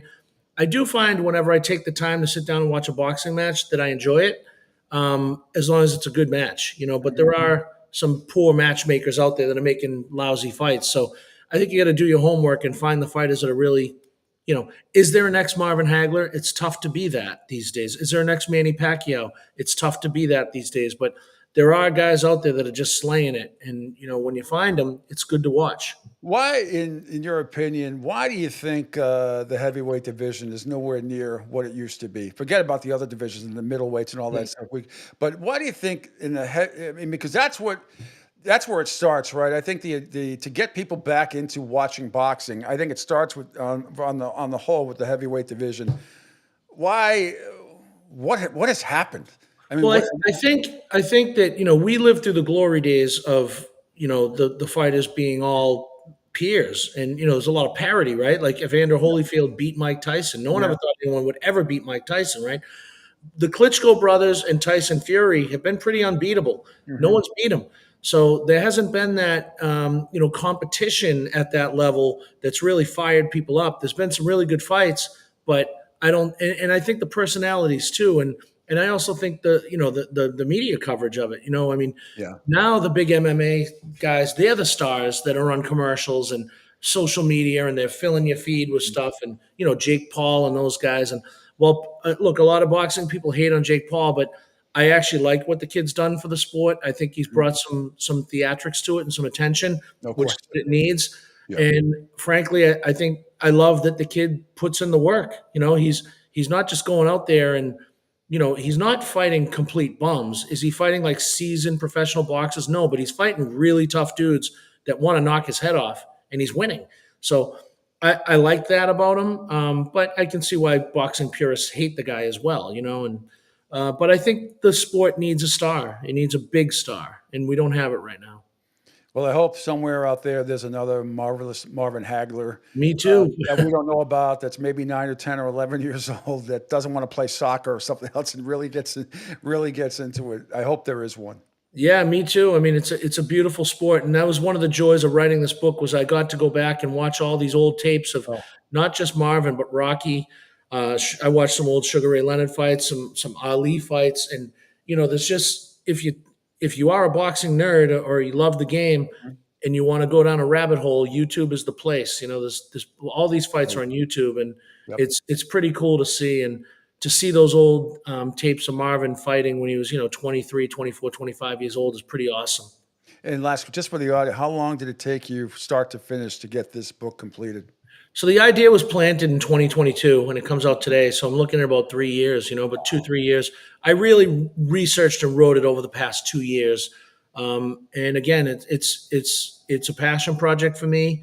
I love this story. I'm so proud to share it. And, if I didn't do a good job on it, I'd lose my Brockton walking papers. So I can't do that. So I think people are going to be pleased with it. I have no doubt this will be at the top of the New York Times. It'll be another New York Times bestseller list again. I have no doubt about it. Your lips to God's ears, Pete. Absolutely. So again, the book is out, Blood and Hate, the untold story of marvelous Marvin Hagler's battle for glory. And it's out today. And plug your tour away again. If you're up in New England, I'll be all over the place in the next couple of weeks. I'll be at a beautiful bookstore in Plainville, Massachusetts tomorrow night, An Unlikely Story, which is actually the bookstore is owned by the author who started the Diary of a Wimpy Kid series. Oh, yes. He lives in Plainville. It's a weird little story, but I'm doing all sorts of bookstores all over New England. But people can check me out on Facebook, find me at Dave Wedge, or on Instagram at David M. Wedge, and I post all my events there. Awesome, and I'll retweet them for you. I'll put them on my social media. Thank you, Pete. I appreciate it. I appreciate you, Dave. Thanks so much. Best of luck, and can't wait to be in the movie. Absolutely, brother. The book is going to do great. Congratulations, and we'll talk again down the road. I love talking. Not just Marvin Hagler, but boxing in general, and we'll definitely connect again down the road. Happy to do it anytime, and I'm hoping to put something together down in Florida in the fall. So I'll let you know, and if I do a little tour down there, I'll be sure to come back on. From Southwest Florida, I'll give you all the best spots. Trust me. Awesome. There's a lot of transplants down here, as you know. But absolutely, Hagler's loved by everybody mostly. I mean, everybody knows who he is, who knows the sport. So half of Brockton lives in Naples, so not too far from me in Fort Myers. I'm younger than the people in Naples, a little bit, at 58 years old. I say that tongue in cheek. Dave, thanks so much. All right, bro. We'll talk to you soon. Take care. There he is, Dave Wedge, New York Times best-selling author. Check out his other books as well. Last Days of John Lennon, 12, which is about Tom Brady, and Riding with Evil, and then the book that came out today, Blood and Hate, the untold story of marvelous Marvin Hagler's battle for glory. All right, Angel, got to take a quick break. It's been over an hour, more like an hour and a half. So quick break here. When we get back, we'll close it up. Mick Colaggio, NHL insider, will join me next here on the Pete Sheppard Show on the Coastal Sports Network. Hi, folks. This is Gerard Moynihan of Moynihan Lumber, and I would like you to know that our company has been selling Anderson windows for over 60 years. See the complete line of Anderson windows at any of our 3 locations in North Reading, Beverly, or in Plastown, New Hampshire, or at MoynihanLumber.com. Hey everybody, it's Pete Sheppard from the Coastal Sports Network. Want to tell you about my good friend Lou DiMuzio and his company. Lou is the president and founder of Ace Technology Advisors. They're big-time tech specialists. At ATA, they're able to craft, implement, and manage the best and most appropriate solution for your business. They leverage their industry-leading experience and their portfolio of technology partners to improve your best practices and infrastructure. So you can get a hold of them at 888-599-4223. That's 888-599-4223. Check them out on their webpage, www.acetechadvisors.com. That's www.acetechadvisors.com. Or you can email them, sales@acetechadvisors.com. Check out my friend Lou DiMuzio and Ace Technology Advisors. Right now, our country feels divided, but there's a place where people are coming together. I gotta tell you, I was nervous to talk to someone so different than me. Me too, but I'm glad we are. Love Has No Labels and One Small Step are helping people with different political views, beliefs, and life experiences come together through conversation, and it feels good. Wow, your story is so... Interesting? Yeah. When people actually sit down, talk, and listen to one another, they can break down boundaries and connect as human beings. At lovehasnolabels.com/onesmallstep, you can listen to amazing, life-changing conversations and find simple tools to start a conversation of your own. I know one thing. This conversation gives me hope. It gives me a lot of hope, too. Take a step toward bringing our country and your community together by having the courage to start a conversation at lovehasnolabels.com/onesmallstep. A message from StoryCorps, Love Has No Labels, and the Ad Council. People do some pretty cool things in their 40s and 50s. Why should saving for retirement be any different? I mean, they go back to college, learn new instruments, start skateboarding. Whoa! Okay, maybe that one's not for everybody, but saving for retirement is. With aceyourretirement.org, you can get on track with your retirement savings no matter your age. Just have a 3-minute chat with Avo, the friendly digital retirement coach from AARP. You'll get personalized recommendations based on your input that are easy to understand and work with your lifestyle. It's quick, easy, and free. Plus, it's sponsored by AARP, so you know they got your back. Woohoo! Gnarly move, Dad. Thanks, sweetie. So, wherever you are in your retirement savings journey, head to aceyourretirement.org and start chatting with Avo today. That's aceyourretirement.org. A message from AARP and the Ad Council. Adopt US Kids presents What to Expect When You're Expecting. A teenager. Learning the lingo. Today I'm going to help parents translate teen slang. Now, when a teen says something is on fleek, it's exactly like saying, that's rad. It simply means that something is awesome or cool. Another one is totes. It's exactly like saying, totally, just shorter. As in, I totes love going to the mall with Becca. Another word you might hear is jelly. Jelly is a shorter, better way to say jealous. As in, Chloe, I am like so jelly of your unicorn phone case. You don't have to speak teen to be a perfect parent. Thousands of teens in foster care will think you're, rad just the same. To learn more, visit adoptuskids.org. A public service announcement brought to you by the U.S. Department of Health and Human Services, Adopt U.S. Kids, and the Ad Council. This is the story of a very special woman. In a matter of seconds, she turned herself into a great mathematician or an entrepreneur. Her knowledge was limitless and still is. She could also make monsters disappear, especially those that lurked in the shadows under the bed. Once, this woman put back together a teenage girl's broken heart, which had been shattered in 1,000 pieces, just by giving her a bear hug. She masqueraded as a regular person at work, but as a superhero at home. Everyone knows her as Gabriella. I still call her Mom. Your hero needs you now, and AARP is here to help. Find the care guides you need to help, complete with tips and resources at aarp.org/caregiving. A public service announcement brought to you by AARP and the Ad Council.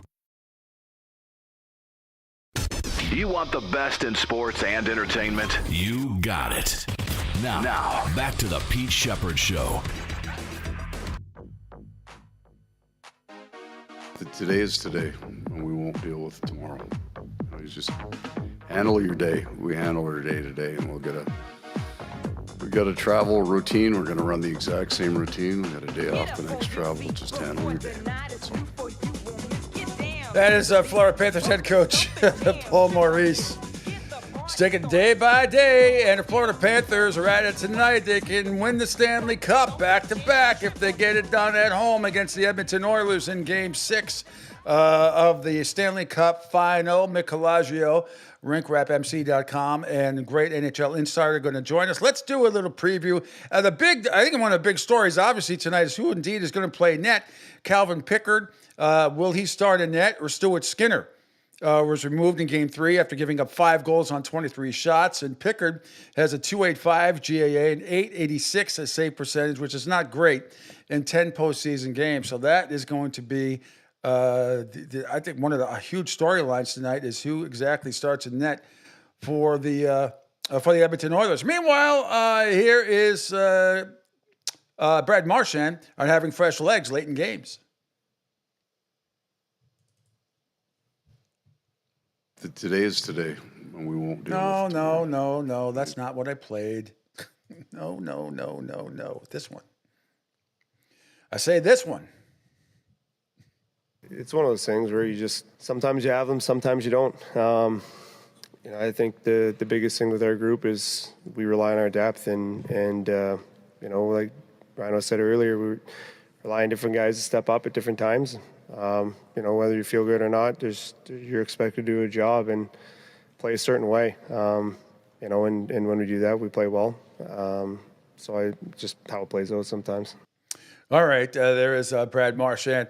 Mikolaj, we're going to join us in a second. I do want to do a shout out real quick because the air conditioning guy just came in for every 6 months. They check everything here where I live in Fort Myers.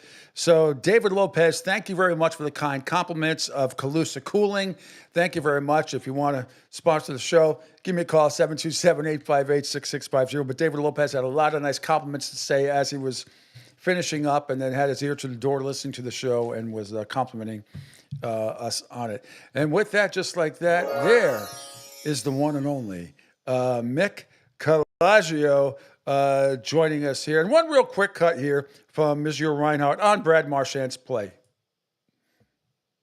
Sam, just what can you say about the playoff? The guy beside you's put in another 2 goals tonight, 10 goals in the playoffs. It's those big moments when you need guys to step up.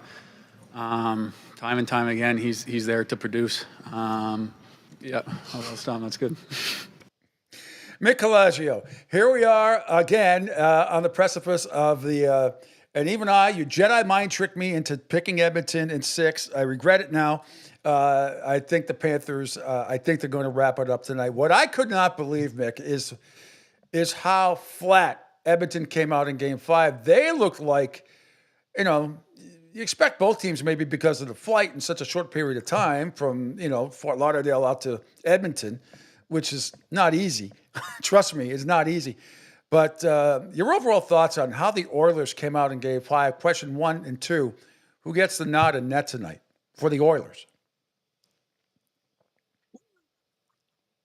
Can you hear me? Yeah, I can hear you, yes. No, you can. Yes, I can hear it too. Yes.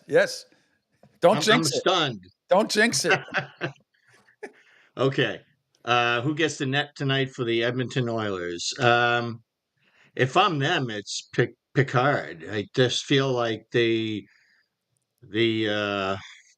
situation has led them to this point, and if it hadn't been this point and it was another point in the playoff run, then it would be Skinner.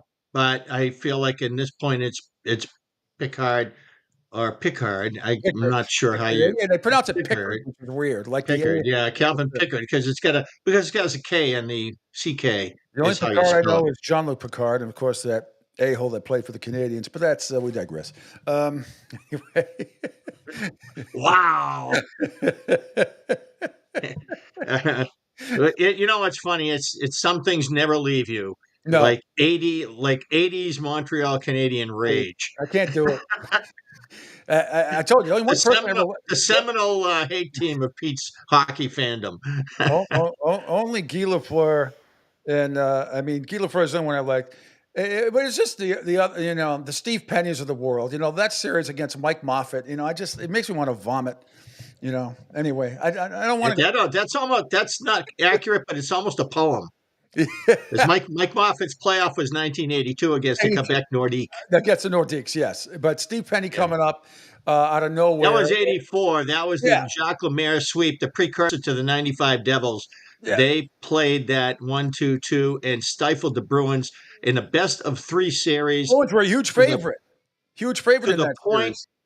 Yeah, to the point of 2 Tom Fergus goals was all the Bruins scored in that series. Actually, it was best 3 out of 5. and everybody played it. And it was in 2 games in Boston. Tom Fergus scored in each of them, and then the Bruins were a hot mess at the Forum and went out in 3. And that was a year after the Bruins were first overall and took the Dynastic Islanders to 6 games in the conference final, the semifinals, I guess you'd think of it then. But in any case, let's talk about tonight. The Edmonton Oilers' backs are against the wall. They're playing in a hostile environment. Hey, look what the Toronto Maple Leafs did in Game 6 with the Panthers to send their series back to Toronto for a colossal collapse that was only matched by their Game 5 egg laying an egg. I mean, that was just like what legends are made and what you fiercely and steadfastly predicted and ultimately happened rather spectacularly. Edmonton's obviously a different team, much more resilient, and I think they're capable of winning this and taking it home and winning the whole thing. Nothing at this point would surprise me. So I just want to stay on my thing and say I'm not going to abandon stay on track. 1,000 points my of life. position. Stay on course. My position throughout this entire thing has been that I'm not going to believe my eyes until the Stanley Cup is in Sasha Barkov's hands once again. And that is that history is against the Florida Panthers here. It's just, to me, from get-go, I want to be very clear about this, nothing but respect for a 122-point team that decided after winning a President's Trophy with a record of that stature to tear up their team and go through a tough regular season to see it come together, a run to the Stanley Cup final in 23. They wind up being made to wait 10 days to play the Vegas Golden Knights, which was very unfair, similar to the Bruins waiting to play the Blues in 19. Yeah. And they didn't play a good game in their series until Game 4, and they wound up losing in 5. And they come back the next year, and what do? They have a good regular season, and they win the Stanley Cup. And it doesn't come easy for them. They have to change out players very similarly to how the Chicago Blackhawks did during their quasi-dynasty of 2010 to 2015, in which they won the Stanley Cup 3 times over the 6-season period. But the Panthers have a chance here to be the only salary cap era team to repeat as champion since other than the Pittsburgh Penguins in 16 and 17. And those Penguins really that was not, to me, they got a lucky draw. So I feel like things have to go favorably for a team to do that. Again, this is not a lucky draw. This is the Edmonton Oilers. No. This is a team that seems destined to win in the era of its of generational greats, all-time greats, generational players. They win the Stanley Cup. They generally do, and this seems like McDavid's turn. So how does this stack up against history? The Panthers have become the only team since the 84-85 Gretzky, Messier, Curry, Coffey Oilers to go to 3 straight Stanley Cup finals on normal seasons, normal full-length 80 game, 82 game seasons. That's 40 years, and they're doing it the way they play in the parity era. And the thing that's underrated about this is teams back in those 80s could coast through the regular season because 16 out of 21 teams made the playoffs. Yeah. It's still a 16-team tournament, and it's a 32-team league. So the regular season is a grind. You cannot bottle playoff emotion, but you have the intensity, the relevance of every game, the effort of every game, the judgment, the management. I ride those elevators, and I can tell you it is quiet. You can cut the tension with a knife in November, December, and January. Those games mean everything because teams need to get to the tournament. The regular season is hard. For the Panthers to have just already done what they've done is historic, and that cannot go unnoticed as they enter this opportunity. They have 2 chances here to win the Stanley Cup for back-to-back years, and they deserve it if they get it. History is against it. Gas Pump Guy, one of our loyal texters, it's in the lighting, which they did just go back-to-back. Well, not just, but recently. Stanley Cup champion. a few years ago. And I know you don't like to acknowledge the COVID year, but nevertheless, with the Lightning winning, they won back-to-back titles too. That was a sham of a tournament. It should never have been held. The Tampa Bay Lightning were every bit as much the best team in the league at that point as the Florida Panthers are now. Mhm. They had an incredible, the record that the Bruins put up in 23 overshadowed an incredible record that the Lightning put up in 2017-18. Mhm. 18-19. Yeah. In 18-19, the Lightning had an incredible record, and for some crazy, this is why we love the playoffs reason, they lost in 4 straight in the opening round to the Yeah. Columbus Blue Jackets. Now, 1920, the Boston Bruins are the President's Trophy champion when the league cancels March 10th with the COVID pandemic. Mhm. Victor Hedman's injured. If the playoffs are played on schedule that year, he's not even in it. Mhm. So that makes the playoffs a non-starter for the Tampa Bay Lightning.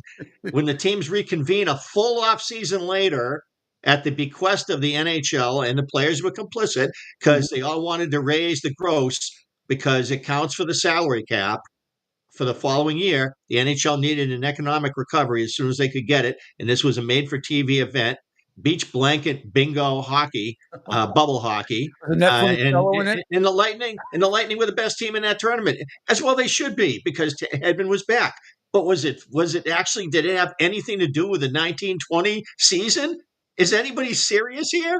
That was a grotesque money grab. It was embarrassing to the NHL, and it basically put a price tag on the Stanley Cup and shamed its legacy. That's my opinion of that. And now in 2021, people had a lot of problems with Kucherov and the LTIR. I did not. I didn't either. They showed they showed everybody else how to use it, and everybody's been using it ever since. So innovators should not be punished. And so I don't agree that that was not a cheating. It was a 56 game season. Yep. They won the Stanley Cup fair and square. They were totally dominant. They were easily the best team in the league.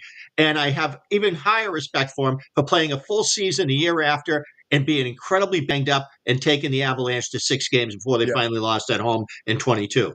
Mhm. All respect to the Tampa Bay Lightning, best expansive franchise in history, in my opinion.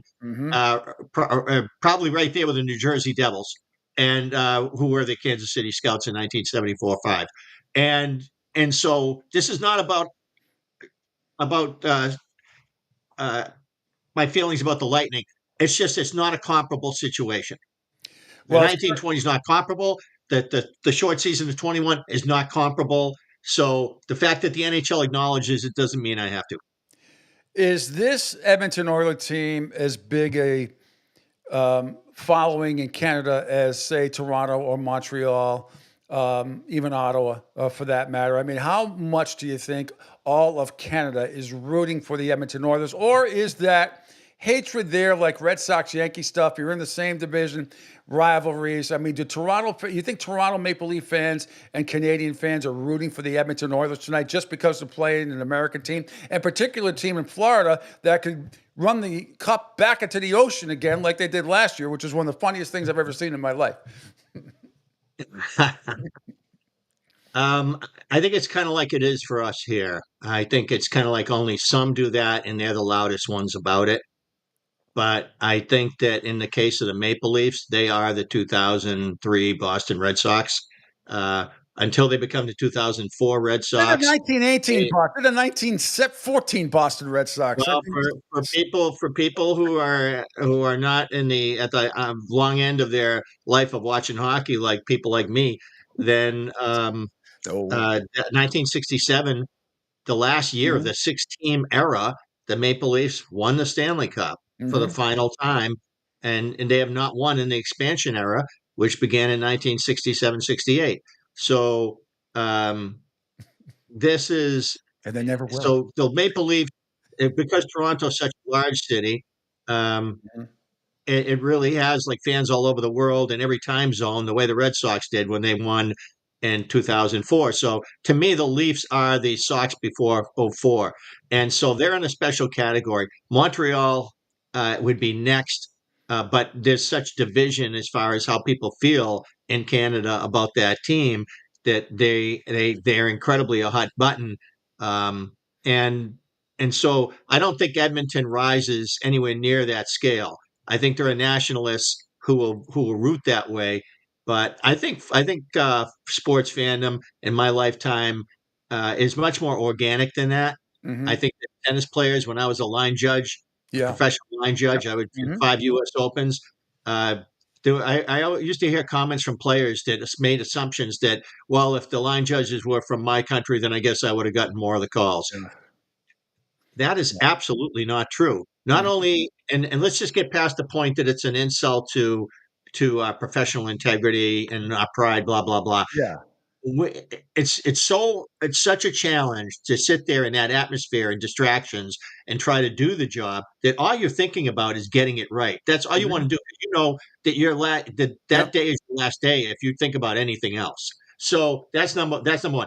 The other thing is, if you polled silently, tennis officials, they have their favorites and they love players, they hate players, and it has nothing to do with what country they're from. I promise you. Yeah. It has to do with how they feel about them as Well, individuals and let how me they ask behave, when you how were they treat doing their when you, kids. again, and people don't know, besides being a great hockey guy, Nick was a great tennis player and a professional linesman.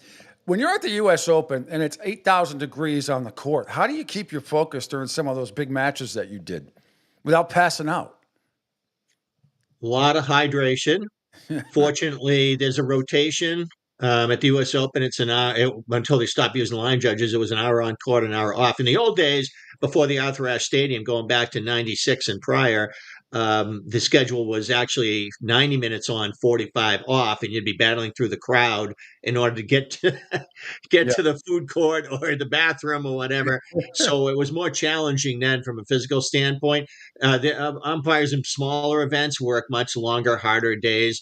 You know who the real heroes are? The ones who do the kids tennis for the USTA Oh, what is events. that like with They those those parents? those people start at 6 in the morning. They end at 6 at 7 at night, and they're lucky if they get a sandwich. And they've always battled and tried to negotiate for a little better wage and a little better conditions, and a little better working situations. So the people in the weeds, who the boots on the ground of tennis officiating, that still exists, and they are the studs. Let me one thing before I get. Then I have one final question for you about the possible Conn Smythe Trophy winner tonight. But what tennis player gave you the business the worst at any one given time? Even though I'm sure it wasn't your fault because you are a man of integrity, but mistakes will happen from time to time. This that. What was what was the worst jibber jabber that you ever got from a professional tennis player for a call that they assumed was the wrong call? Well, this is kind of hard to explain in this segment, but I'll try to make it real Yeah. quick. Oh, you When got time. the qualifying for the Volvo, which was later became the Pilot Pen in New Haven, Connecticut, on the campus of Yale University, the Mhm. qualifying during a very humid uh, rainstorm, it was the qualifying was held in a in their indoor courts, so there wasn't a lot of room between the baseline and the back wall, and the fella that got angry with me, um, I missed a call, and the reason I missed it is because it was a short set of umpires. Sometimes you get a chair and 7 line judges so that every line is covered without any movement. Uh, some, except for maybe the center serve behind the receiver runs over to catch the sideline. But in our case, we were calling the full length of the court through the net. Yeah. Now, if you can do that without having to move, great. And but still, I was new. I was Mhm. like I was in my first year, and what happened is I was calling through the net, and so I have to call first off the serve to my box through the net, and then the return comes, and what happens is a ball got intercepted as I'm putting my eyes on the line down past the net for that shot. The ball got taken out of the air and volleyed, and then went under my line of vision, and I called it safe because I couldn't call it out. I'm assuming I missed it. I might not have, Mhm. but I probably did because the ball went underneath my line of vision before I could adjust the line right Mhm. down in front of me on my end, and the guy on my end, he gave me an Who was earful it? Do you remember who it was? because Do you remember who it was? no, he wasn't a named player, but the Yeah. player he played Because that was a big tournament. That was became a big tournament back then. it was, but this was first round qualifying, and the player he played was was a player who's on Tennis Channel all the time now as a commentator. And the same match, that guy gave it to me too because he was trying to be sociable. But as a new line judge, I was told, don't ever speak to the players, don't talk to them. Mm-hmm. So when he came over and he made a remark to me that was meant to be somewhat friendly, but in the moment, I just took it as don't talk to the players, don't talk to the players. And then he came over later and he says, just got in my face. It's like, hey, I was just trying to make some conversation. He was really pissed. So, did you tell him that you're not allowed to? Did you tell him that I'm not? I agree, but there's no you in that moment. In that moment, you still don't talk to the players.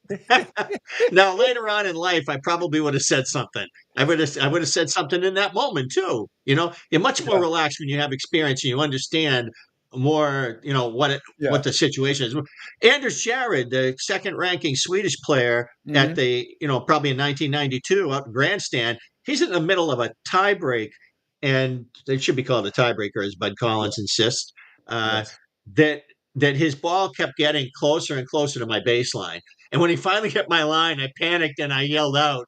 Immediately, I corrected. By the time my arm was straight up in the air to issue a correction, Yared was on the other side of the net with his hand on his head, jumping like a pogo stick and screaming. I felt awful because it was a great match, a great point, and an important one. And the adrenaline took me over, and I made a dumbass mistake. So I've made lots of them that the fans behind me don't see. And I've also made a lot of calls that were right on spot on that the fans were like, oh my God, I can't believe you. That was so out. Well, if you're going like this, watching a tennis match from the side, you're going to see every baseline shot out because what you'll see if you follow the ball is the ball ricocheting off the court. You won't see its landing point because balls move on the court. They roll, they crunch, they fly out, topspin. So, or they slide with backspin. So these are little things you learn as a line judge. You watch the match, and then as soon as you know you have a close one, you beat the ball to the line, so you're not moving. The court's not moving. The only thing that's going to move is the ball, and you'll see it's landing.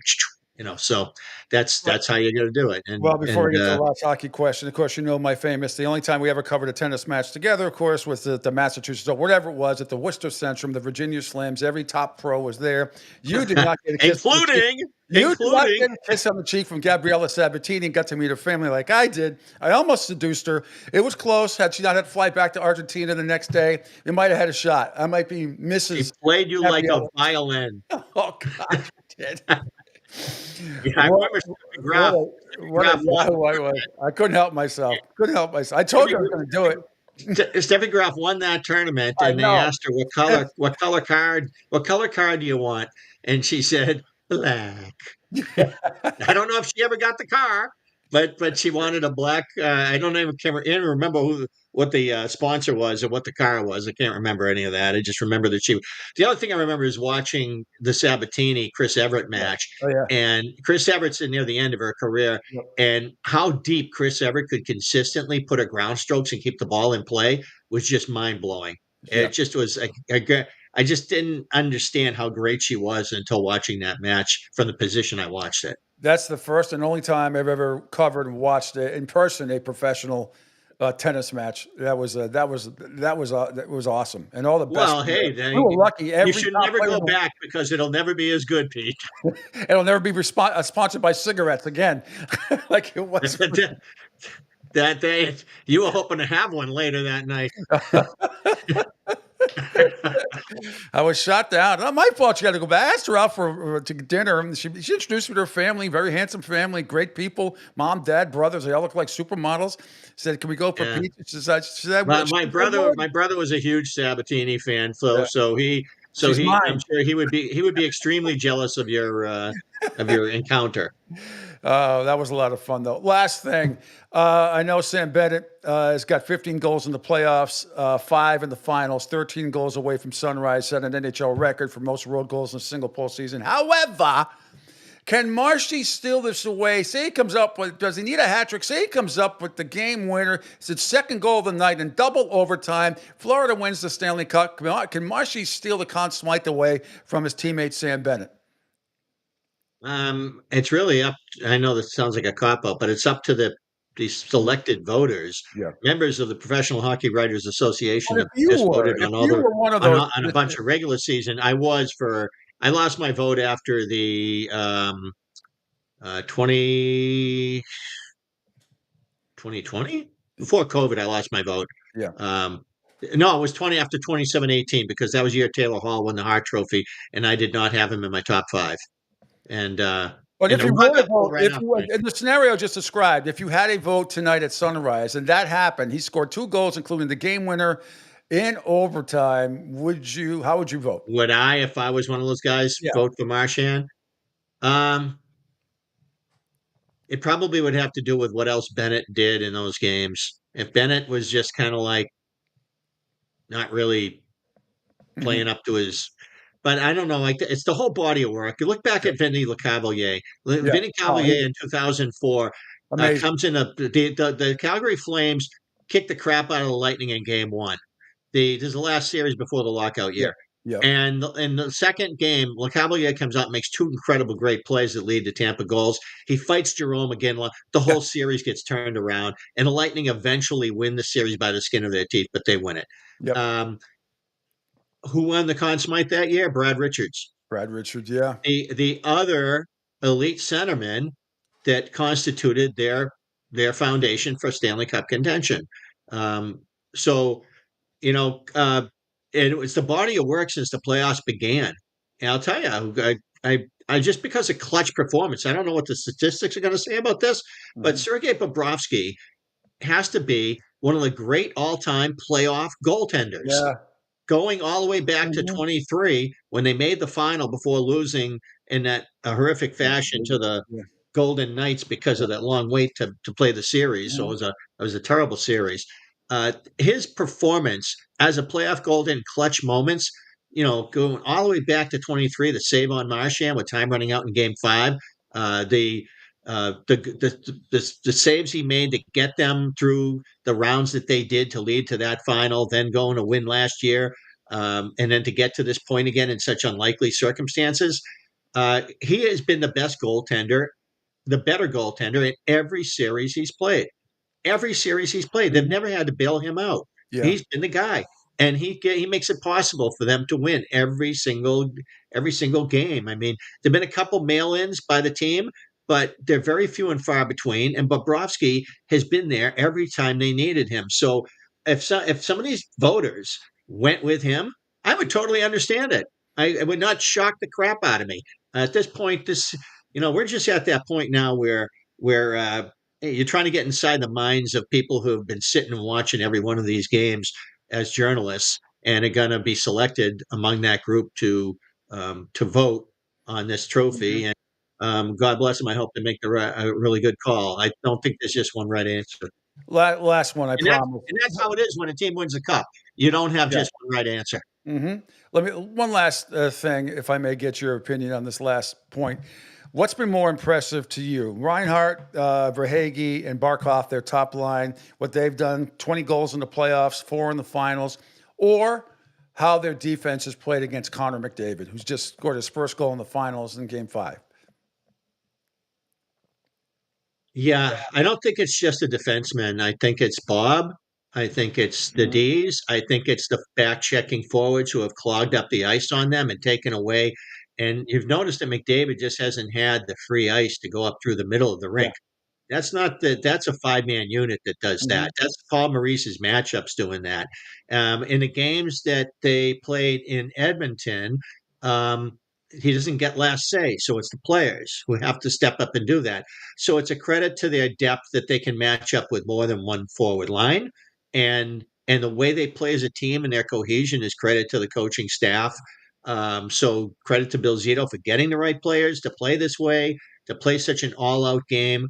And I think that they can, so I mean, I think it really hurts the Oilers not to have Zach Hyman because it really kind of keeps them from making a super line with Draisaitl on McDavid's line. So, but I'll tell you what, if it's a 1-goal game, watch your third period. You're just going to see one line trying to win the game and 3 lines trying not to lose it.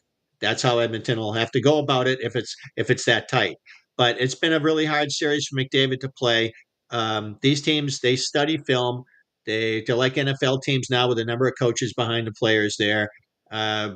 If you're watching, you're sitting in the front row behind a bench in the NHL these days. You're looking around a lot of bodies to see the game, and those guys are all watching everything, and they got eyes in the sky. So this is what it's about. It takes a village and to stop a generational talent like him, and that's what they've done so far. Over under on Taylor Swift pictures tonight.